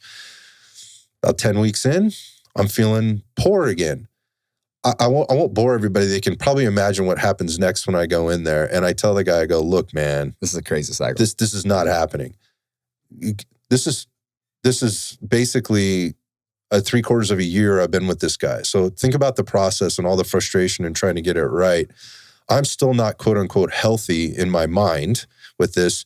And my blood panels are telling me that I'm sort of outside of the lanes of what would be healthy in this. Did you ask him about actual testosterone cypionate? Yes. So that's where this next appointment leads, which is like, dude, we need to do something about the estrogen part. So for some people, they do need to take some type of what could be referred to as an estrogen inhibitor, estrogen blocker. It basically blocks receptor sites within the cells so that your body doesn't, even if it does convert to estrogen, it's not being, the testosterone is converted to estrogen, it's not binding. Yeah. It's not binding and not actually being utilized. So I asked him about this stuff because you'd mentioned, like post-cycle therapies, this can be a part of that as well as cycle therapies. And I said, what about something? He's like, okay, well, we're going to up you. I'm okay doing this one time to see how it works, right? So basically he compounded, so I went through more. I got like 6 pellets this time. He gave me a little bit of what the drug was called Arimidex. People know it as anastrozole. There's a few other brands out there, but it's an estrogen blocker. And immediately I felt better. And for the entire time, not just in those, I was getting more testosterone pellets, but 8 weeks. Yeah, but I was feeling better the entire time. And so I knew there was something to this. Well, when I went back to him the last time, sorry, I'm leaving a part out. This was wild. So when I went into him that time and I got that stuff, I was feeling better immediately, but I got an infection from the pellet insertion. Oh, shit. I have pictures. I don't even want to post them. It's gross. So if you've ever seen that show, like the Dr. Pimple Popper? Yeah. So you had this big thing and you actually popped. I had to go in. It was debilitating. So the more pellets I was taking, I was being debilitated, by the way. I left this part out for about a week. My body did not like this. It was mad. Real mad. It felt like I got hit with a Louisville slugger on my side. I couldn't work out. Like it was really, really painful. And I'm just trying to suck Your it up. Your body just want to throw it out. It wanted it out. Rejecting it. Well, in this next cycle, when I went through it, actually, I got an infection and it was like, I let it go. I'm just like, I'm sore. Like, this is just what it is. Got to be about a week. About 10 days later, my body actually kicked the pellet out.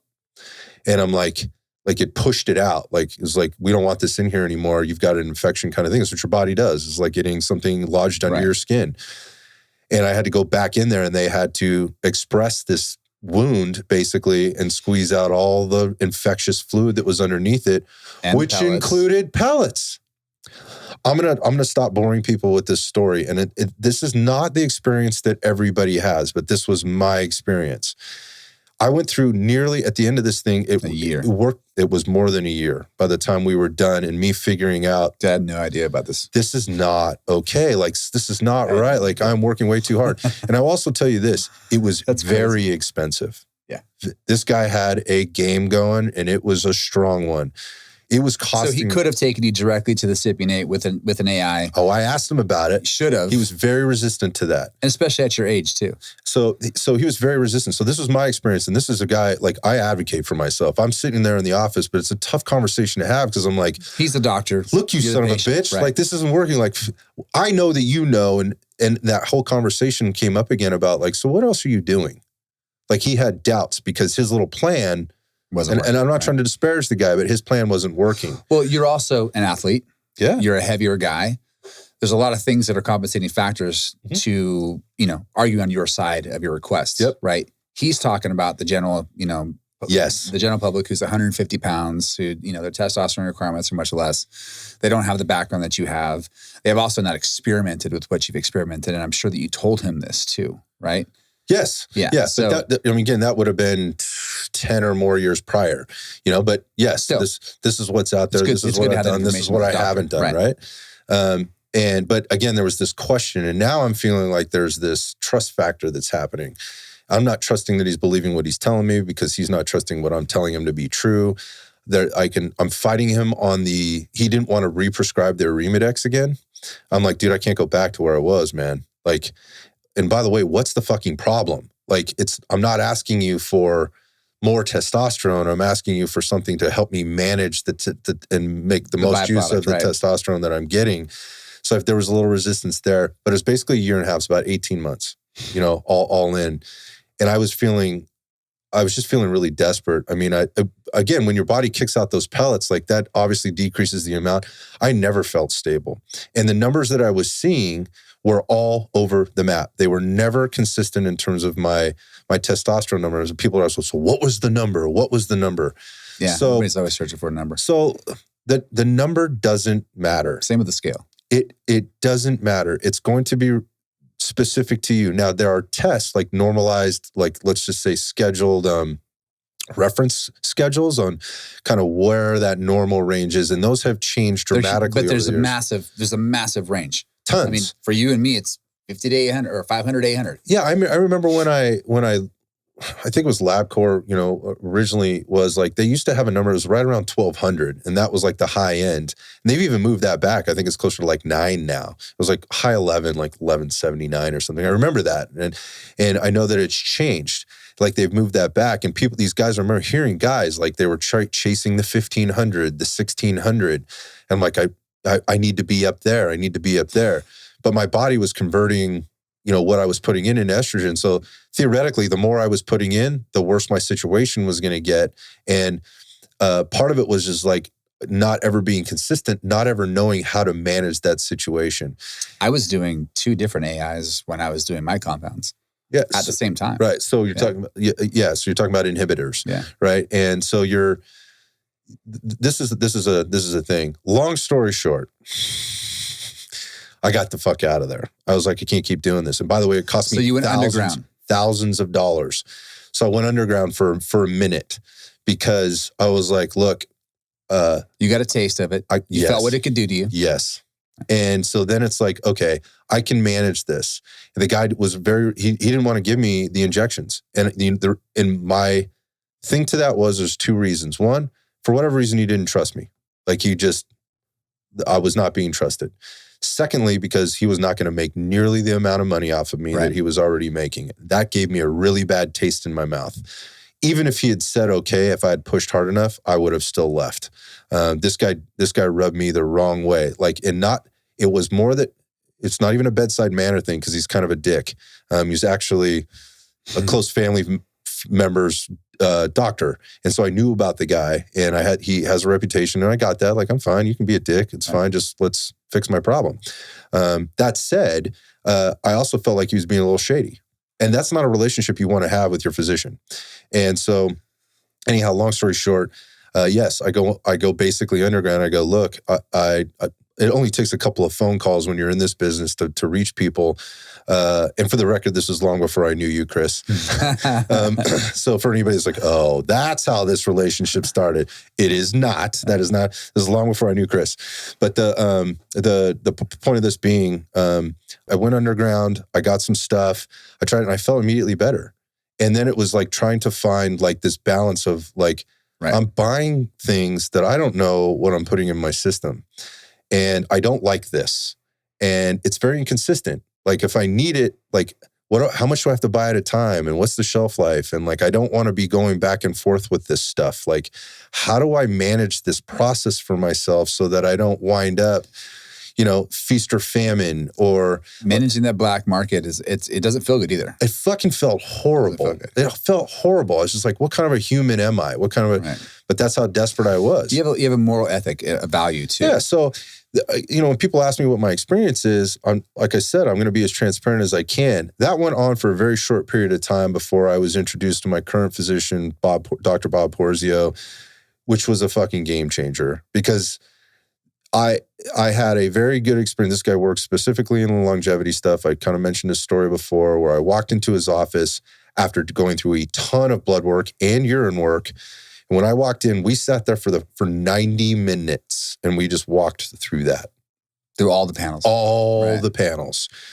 My inflammatory markers, my lipid panel, my thyroid panel, my metabolic panel, everything. I mean, my micronutrient panel, he was testing for vitamin D, he was testing for magnesium and zinc and all of the things that somebody that's really in your camp for helping you to, I struggle with this word, but optimize your personal situation. This guy was doing it. And I was, by the way, sitting across the desk from me, the dude fit the part.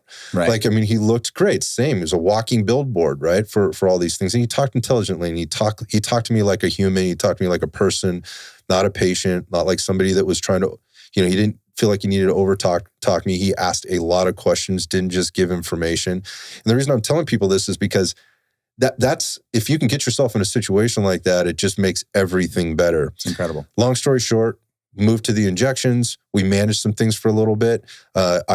He was able to see my panel. I told him what my prescription had been before. He does pellets. He's like, look, if you don't want the pellets, let's do the injections. Why? Couple reasons. Because of your situation and us trying to figure you out, this gives us a better opportunity to manage this peaks and the valleys of this over time. Right.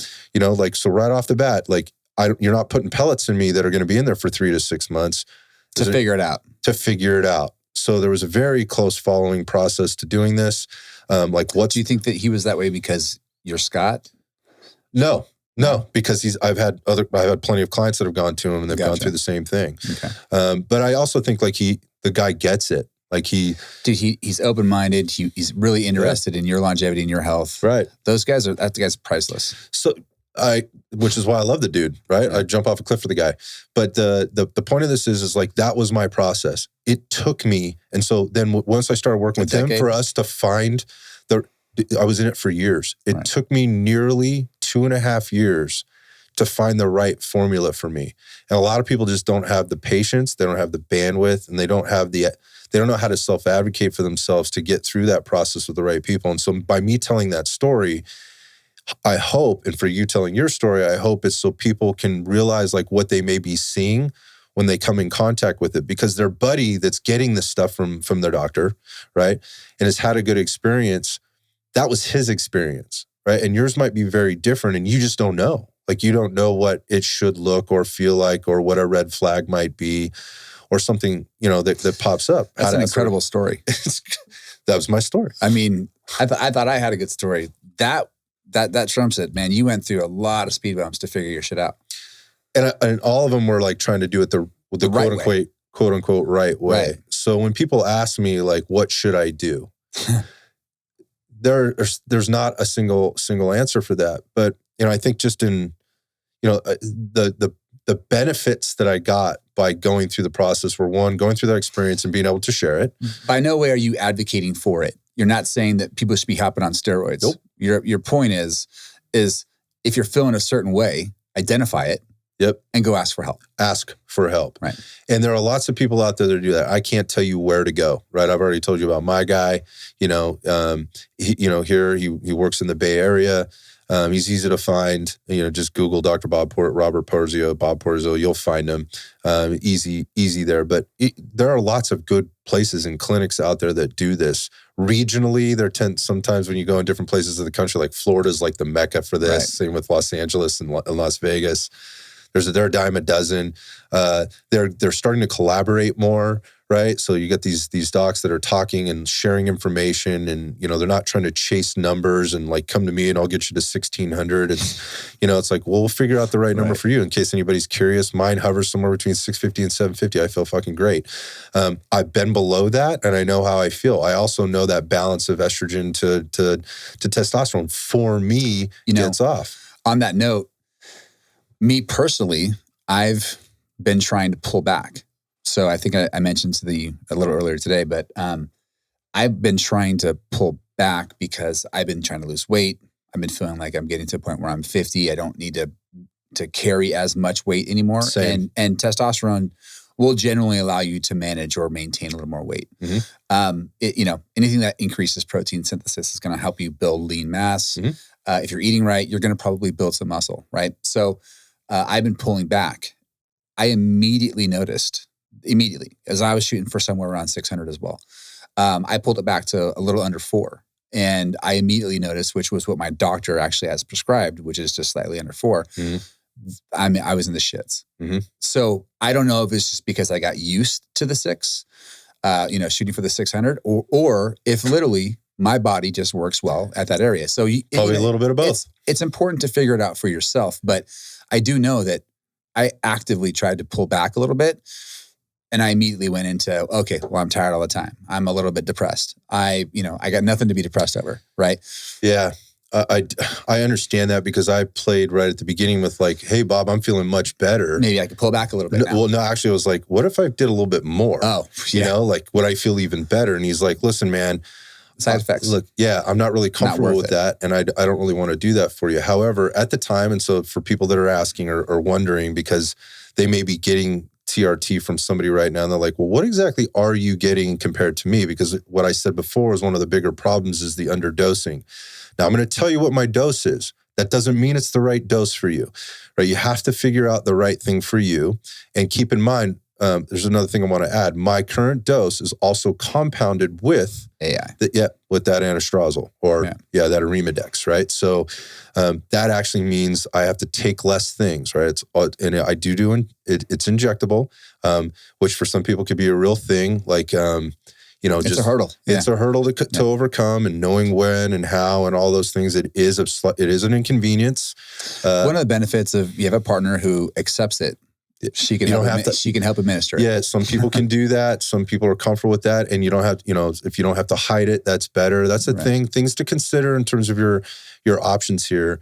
But my dose is 250 milligrams per week. That's 2 shots within a 7-day period of 125 a week. Now, going back to peeling back, in the last 6 months, I've actually dialed that back to 125 one time a week. So I'm actually stretching it further, and I feel great. Really? Yeah. If I push it beyond like that 1 week, if I start getting closer to the 10 days, I immediately start feeling it. So what you're trying to manage there with that. Do you set it like on your calendar? Yeah. So I don't even have to. It's like Mondays and Thursdays. So it's on my calendar. It's either a Monday or a Tuesday. It's just part of my ritual, right? Like this is what I do. We get so caught up in our daily lifestyle though, but like sometimes I don't even know what day it is. Right. Yep. So you get a reminder. It's important. It's in my calendar. It's set as a weekly, repeating. I think it's really smart. I think, people can get a lot of benefit. The same way was with my nutrition too. When I was a competitive bodybuilder, my nutrition was in my calendar too. And so every 2.5 hours, a notification would go off. Yeah. Time to do this, time to do that. Really important. So it's not on purpose that I push it out to maybe 10 days. I just things get away from me.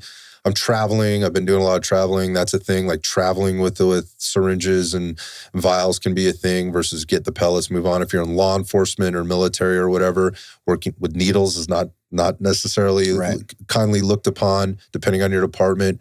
But understand, if your body doesn't like pellets, and you got to put that duty belt on or sit in that car all day or be active or respond to something, that could be a problem as a firefighter, again, first responder, paramedic, whatever you happen to be doing. Those are all considerations here. But I've been able to pull back a little bit and feel great. So from where I am now, part of that might have to be with how I've changed my fitness. I do way more cardiovascular fitness now than I was doing 6, 8 months ago, I really ramped that up. I'm feeling better. So, maybe my lipid level and my blood sugar levels have changed, in terms of managing. Listen, a whole other topic for another time, with regard to how to manage. If you can incorporate nutrition with this TRT, the world's completely 180. So I think that's the part to maybe transition into. And that is like, I hear people reaching out like, well, if I get on testosterone, everything's going to be better. No. Stop it. Yeah. Stop it. Like going back to the people that approach you in the gym and trying to talk them out of it. This is a very important I'm not talking you aspect. out of the, as I'm talking you, maybe we look at it this way, maybe it could be reframed, and I don't want to put words in your mouth, but maybe it could be reframed as I'm talking you into handling the rest of your house first versus talking you out of the other thing. There are so many other things you could be doing or you should be doing. We should talk about that. Well, don't mistake the forest for the trees. You've got so many other aspects. It's not just steroids that are going to be the answer to you. The steroids aren't going to. You're not going to take a steroid or do testosterone replacement therapy and all of a sudden wake up jacked. You're not going to. Matter of fact, most people who take steroids are more fat because of it. Right? They don't have the strict protocols with their nutrition, with their sleep, all these other things that are important that come along with the responsibilities of taking a steroid. But if you're doing a testosterone replacement therapy, you still need to be following simple, healthy guidelines for day-to-day life. Otherwise, it's not going to check all the boxes for you. I mean, you could take TRT, but you're also a healthy guy. Mm-hmm. I know that. You have strict nutrition protocols. Right. But I also have diagnostics done so that I can manage that and monitor that. So those are the things that I think, people are like, well, I just want this edge. Well, if you stopped eating like an asshole and you exercise regularly, don't drink so much, get better sleep, you'd be surprised at how that can change your blood panel. I've given a couple of guys some competitive responses and say, hey, listen, you can take your steroids and I'll just tighten up my diet and my cardio routine and I'll get better results than you. Yeah. Without taking any. Yeah, I'll bet you. Dimes to dollars every single time. If all I got to do is tune in my nutrition and I'll get better results than you.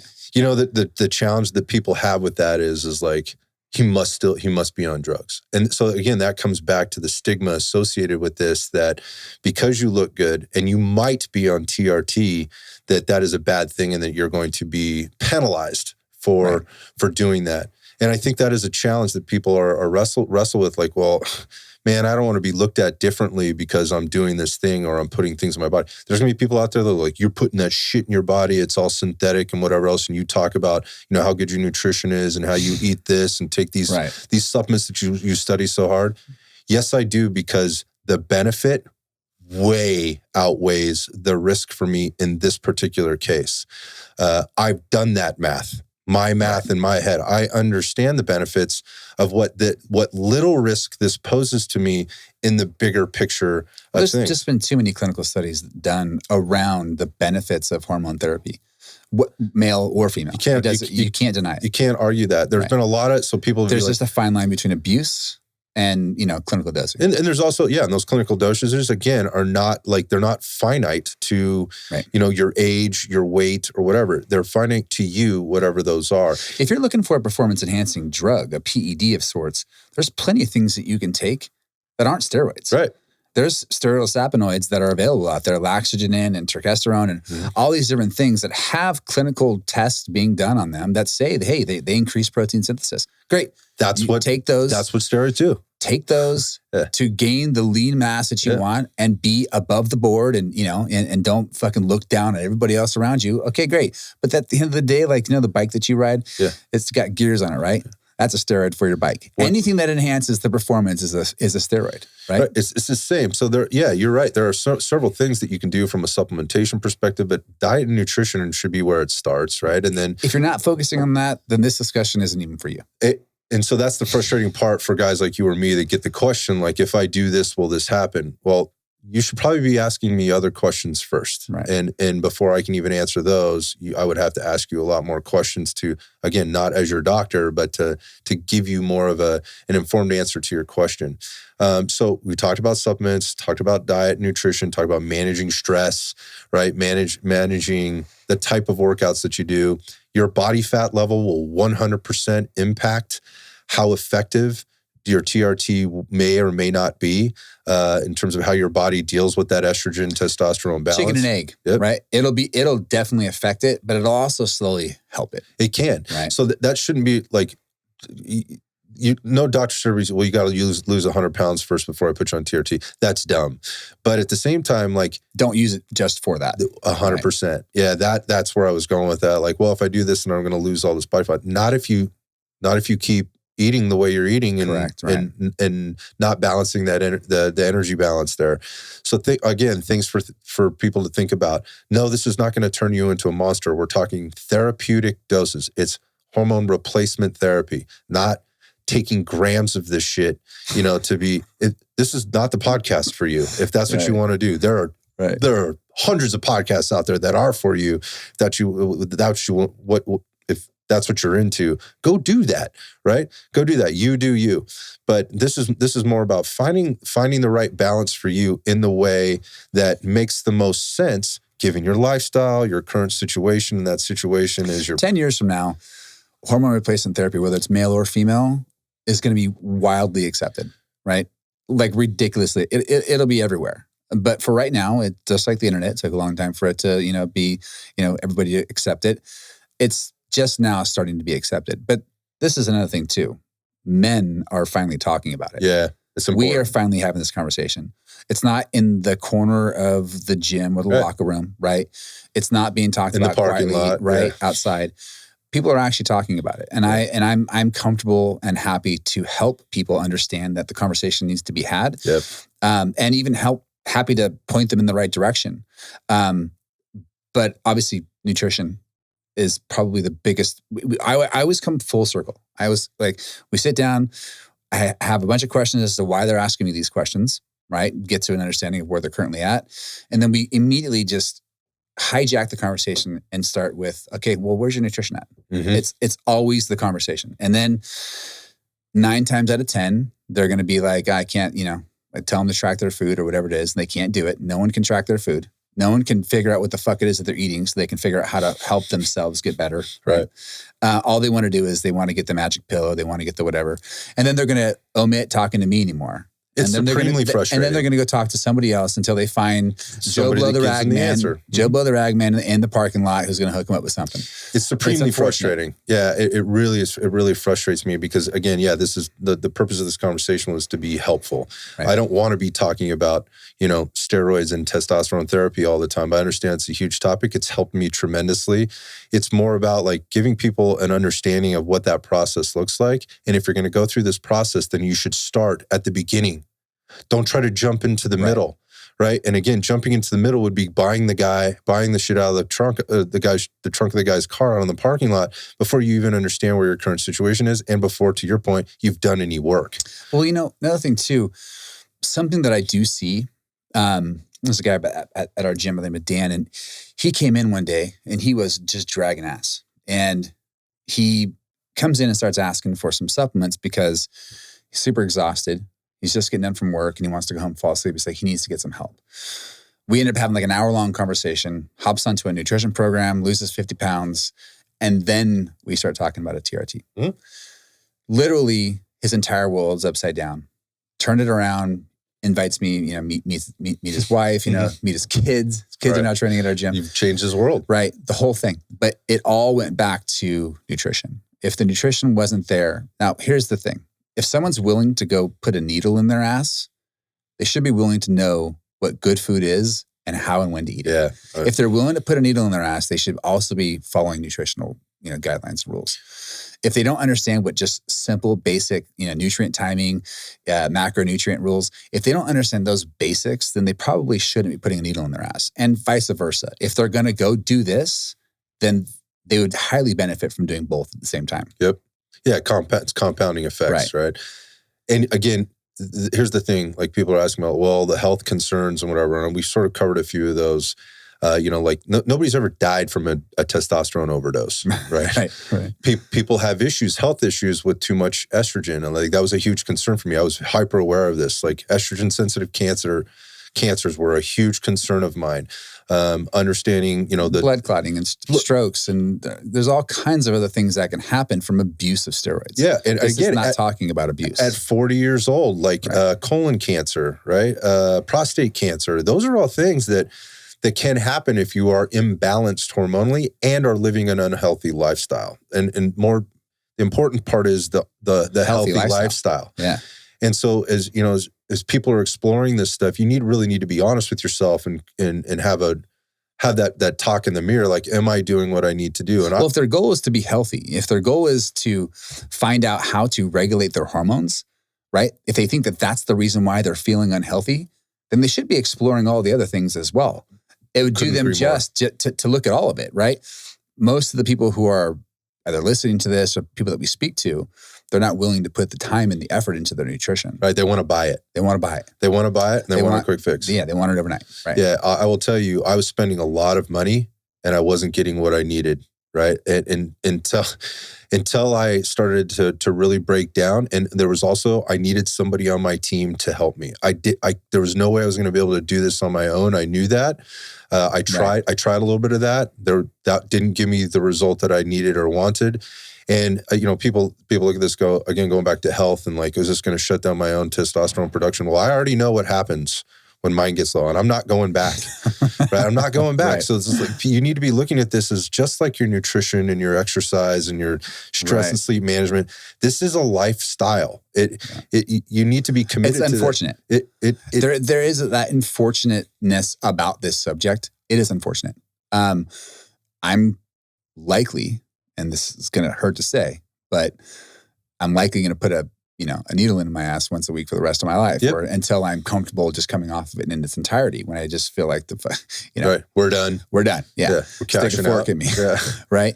But that's something that I've signed up for and I've accepted it. But I'm also going to maintain strict nutrition goals. I'm going to always have my blood panels done. I'm going to maintain close relationships with my therapists. Like, these are all things that I'm going to maintain because my health and longevity are that important to me. And it wasn't important when I was 30. Then, you could drink or snort or smoke or do whatever the fuck you wanted to and it didn't really matter. But as we've gotten older, this is my wealth, right? So, yeah, do I want to experience it on the brighter side of things? Yeah, I do. So I'm willing to put the work in. Yeah, and I think what you'll find, when you talk to people or you get with people that are managing those things, it's just a better way to live, man. It's incredible. Yeah. It's a better way to live. Yeah. Those people that do pay attention to those things outside of the HRT, that then add the HRT when needed and when appropriate into their situation, they've been living healthier, so they don't need to worry about the associated risks. Yeah. That may come with some of those other things. Staying ready and all those things. So it's really, I guess we're just wrapping up here. It's really, I hope, again, this was a lot of storytelling today, and I just want to say again, Chris, I really appreciate you coming in and sharing yours and the way that you've shared it. I know it'll impact some people. And I know there's going to be people out there, there always are, there's going to be like, whatever, man, this guy, that guy, that's me, right? And these guys shouldn't be talking about stuff they don't know about. Okay. I never said I knew it all. I'm just saying this is what I know about me and how this happens for me and what I've seen happen for other people. And if that helps one or two people to help them down the path, then I'm going to feel good about it. Whatever you say about me, not going to make me feel any kind of way. I don't really care. But I think also the bigger piece of this is your willingness to share and how other guys should be sharing their story about how bad they're feeling or about how good they're feeling. Because you got to help your boys out, man, and point them in the right direction in a healthy way. And start that conversation with, like, if you're not sleeping at night, if you feel tired all the time, if there's like this depression that you're kind of feeling, like this overwhelming. That's the thing is a lot of guys won't put that name on it. They won't. But to be frank, I think most of all of those feelings that you're talking about, they actually all funnel into depression. Yeah, they do. Right. And it's on that depression can often but they don't want to say that misdiagnosed word. Because it's what we have is a hormonal imbalance. Correct. Right? And also a lifestyle imbalance. So anytime I say hormone imbalance, it should also come with lifestyle imbalance, because people want to blame their hormones for their issues when it's their lifestyle. Their hormones are a Right. symptom of a poor lifestyle. And so if guys would just talk to one another about how they're feeling, and you go talk to your buddy that's on this stuff, and not how much is he taking. Ask him about his process. Ask him about how it's benefited him. Ask him who he's seeing, and start to fill up your bucket of sort of knowledge of experiences, because it will help you make your own decisions down the way. Now, here's the thing. Insurance will pay for some of this stuff, like depending on their insurance policy and what you have. But I'm going to go back to this and what my ultimate, what my ultimate solution was. My insurance doesn't pay for this, right? My insurance doesn't pay for this. My insurance will pay for some of the blood work that I get, but it's not free. Right. This knowledge isn't free. The help isn't free. The prescription isn't free. But I gotta tell you, it costs me a lot less fucking money than all those other doctor's appointments do, and all the other crazy stuff I've done with supplements, whatever. So I pay like $100. I'll tell you, for my prescription, it's like $110 for like. Well, now I'm stretching it. We used to be like a 2-month or a 2.5-month prescription. Now I'm stretching it. It'll last me even longer. That's how much I pay. That's crazy. I paid on it $100. That's good. a dinner fucking out. Yeah. Right?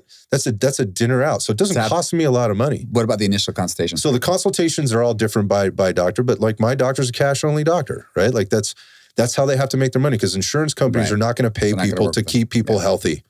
They don't. They're paying people to keep people on drugs and keep them sick. Prescribed mine, and it's cheap as shit, but the dose is nothing, right? So if I wanted to keep it as a prescription, I'd be going back every 2 weeks, right? But he won't refill it as such. So I got to go to the black market. But I do have a little thing that says I have a prescription for it. So, but I'm really curious to know about your doctor. Yeah. I may even try him out. So the initial consultation is a bit more. There's a couple of things that happen here. And there's things that happen in this initial I'm really glad you asked this question, because people want to know about the process. I talked to you about sort of I'm super curious about yours. Yeah, my horrible experience. I've kind of pieced together like a professional portfolio of work over the course of, let's call it 10 years, from process and error. Right, Yeah, that's what I've done. And I've worked with rejuvenation clinics very closely. For every panel that's ever been done, it's been sent there. Yeah, okay. I don't do it myself, right? I get the confirmation, and then I would go to my athlete and be like, okay, this is what we need to do. Yeah. This is what's been recommended by the professionals. For you, you're going directly to them and working with them. And I'm very curious to know how that went. Yeah. So, and I always try to prep clients for this too when we send them over. They're like, okay, so if you're going to go through this process, this is what this is going to look and feel like. First, and this depends on where you're going. I've heard lots of different ways of doing it. But in Dr. Bob's case, what you're going to do is you're going to call, right? And then you're going to you're going to set an appointment time, right? But before you have that appointment, you have to get all your blood work done. That is a prerequisite. So smart.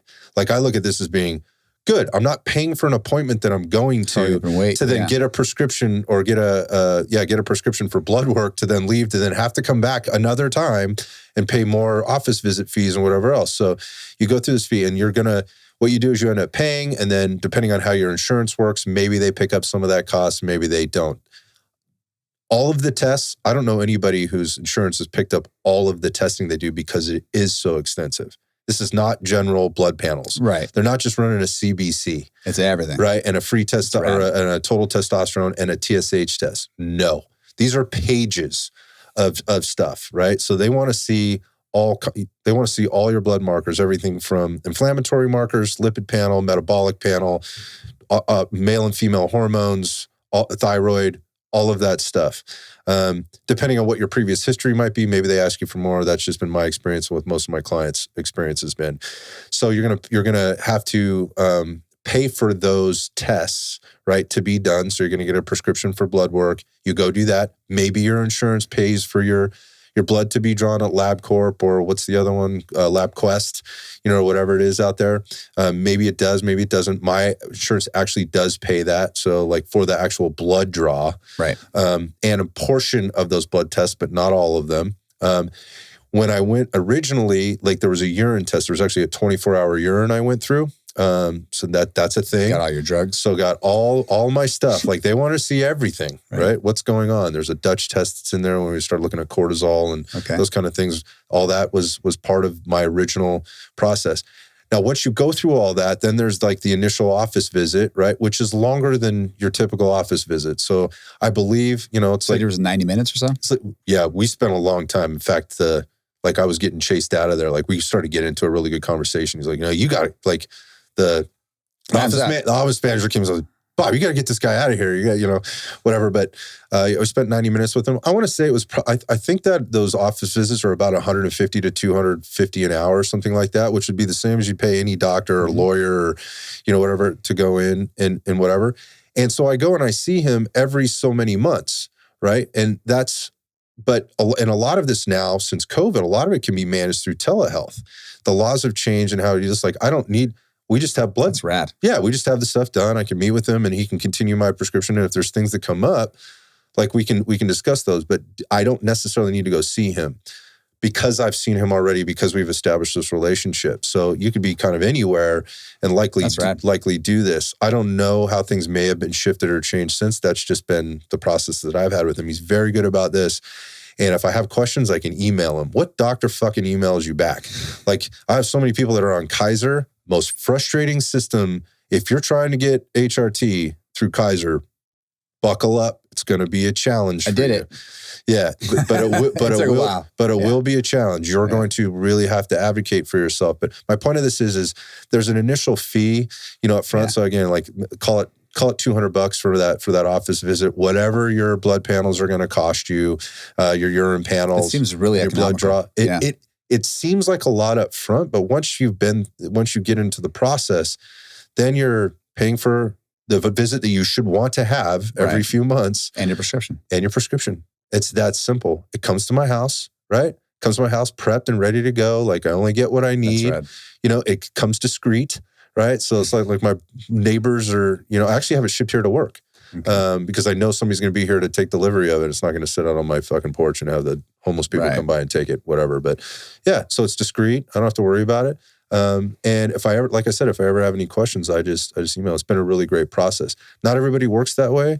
If you're a person that likes to meet face to face with people, then find a person to do that with. There's a lot of folks out there that'll do that, but that's been my experience. So there is an investment here, but again, like it's in yourself. I spent way fucking more money on that than supplements. I was going to say supplements. Bullshit. You go to the supplement shop, you get some crap that didn't work. Right. Yeah.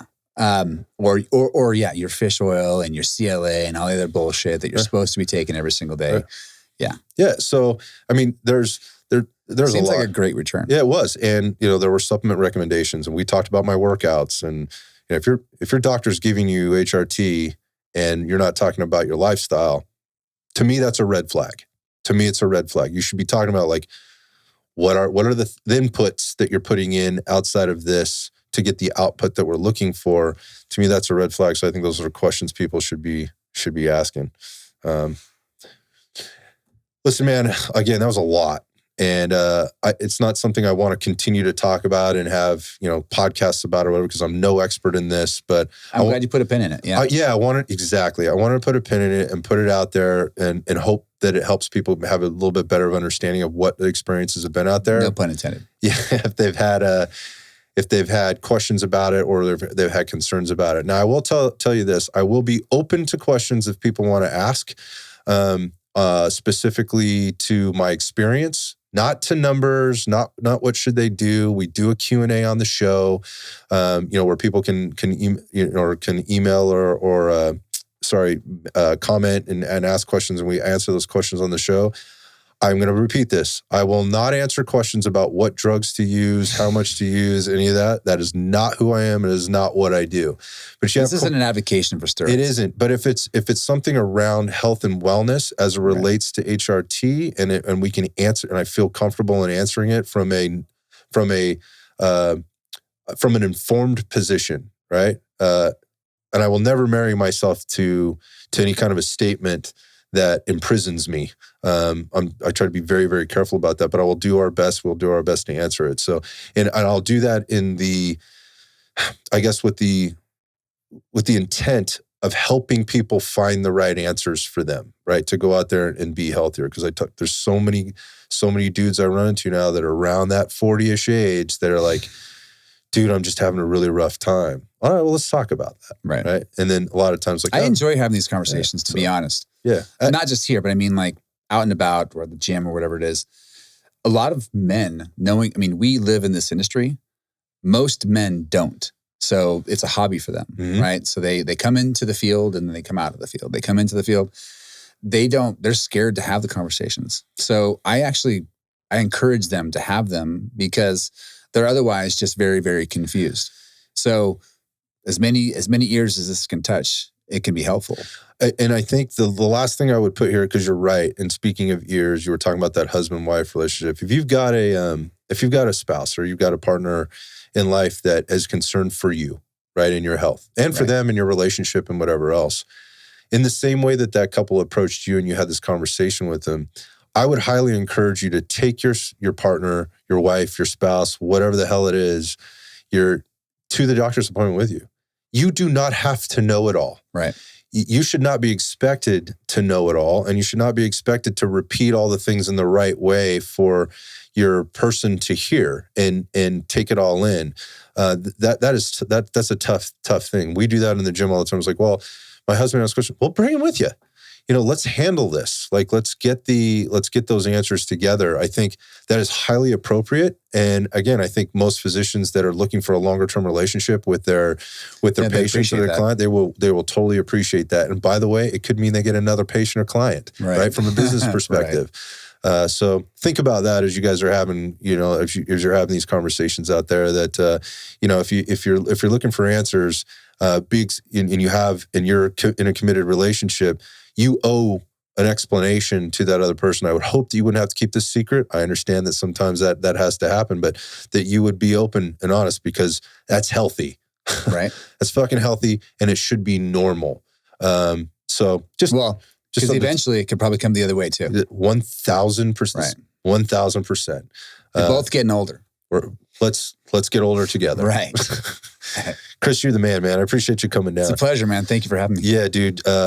Keep rocking it up there at Santa Cruz Power Fitness. Check Chris out. What's the Instagram handle? Santa Cruz Power Fitness. Yeah, man. Santa Cruz Power Fitness. You're at Chris. Chris _Ellis _IF. Yeah, it was IFBB. Made by somebody else. Yeah, Chris _Ellis _IFBB on Instagram. You'll catch him out there on the range. We just trained together last weekend with Mark. Yeah, with our boy Mark Ackenbach from First Defense. That was rad. So you'll see him out there on the range sometimes with me training. Santa Cruz Sports Nutrition. Yeah, it's a supplement shop. That's the stuff. We didn't talk about that part. Shop online anywhere around the country. Yeah, these guys have all the stuff. Yeah, that started before the gym. Yeah, even that's back in the bodybuilding days. Team Pulse. Yeah. Team Pulse. Check out Camille. Yeah. The beautiful Camille Perriott as well. And the whole team up there at Santa Cruz Power. Dude, like I said, thanks very much for your time. Let's eat. Let's go.